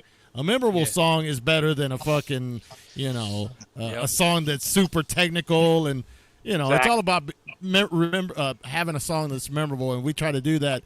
You know, thanks, you know, guys like you and that actually try different things, and whether it be intentional or accidental, you still did it and you ended up recording it. And to this day, it still rings true to me and a lot of the people that take that influence and inspiration to write their own shit. You know, just want to say that. Thank you. All right, guys. So we're going to go ahead and kill it. Everybody, the chatters, lastly and certainly not leastly, thank you for fucking hanging out. Share the fucking thing, do the buttons and all that shit. And, you know, we got more stuff coming down the road. Again, Chris is going to come back with his 1987. Oh. I'm looking forward to that shit. Yeah. Looking forward to that, dude. So I'll have the list tomorrow, boss, all full. Ow! Yeah, I need it by tomorrow. Yeah, right. I need that TCP report. Yeah, I need it by tomorrow so I can prepare the show. JD, tell Noella again. Thank you. It's a great release. Thank you. All right. Thank nice. you, brother. Nice. I'm glad you dig it, man. Glad you did. Oh, and Craig, what size shirt do you wear? That would be a large. Okay. Oops. But I'll still send it to you anyways. So I'll send it to you later. So stick around. We're gonna end the show, but just hang out a little bit, okay? Don't leave. So I'm gonna put everybody in the side real quick, and we're gonna end the show. One last thing real quick. Yeah, guys, thank you again. Fucking, we appreciate everybody. We love you all, and we hate you all at the same time. Oh, pura pinche music. I made a new outro. World premiere. Hold on. World premiere. Made an outro for you guys. It's not called the Sesame Street Waltz. I call it the Satanic Street Waltz. We're gonna play this shit out, and we're gonna get the fuck out of here. See you all on the next show. Oh. Thank you for watching. This episode was brought to us by the letters J, the letter O, the letter A, the letter B, and fucking again, another letter A. Fucking JOABA, bitch. You better recognize.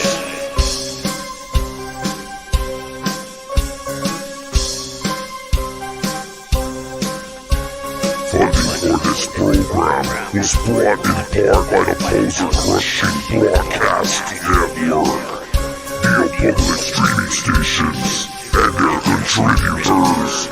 Support for JOABA has also been provided by Badass Jams, Satan, and viewers like you.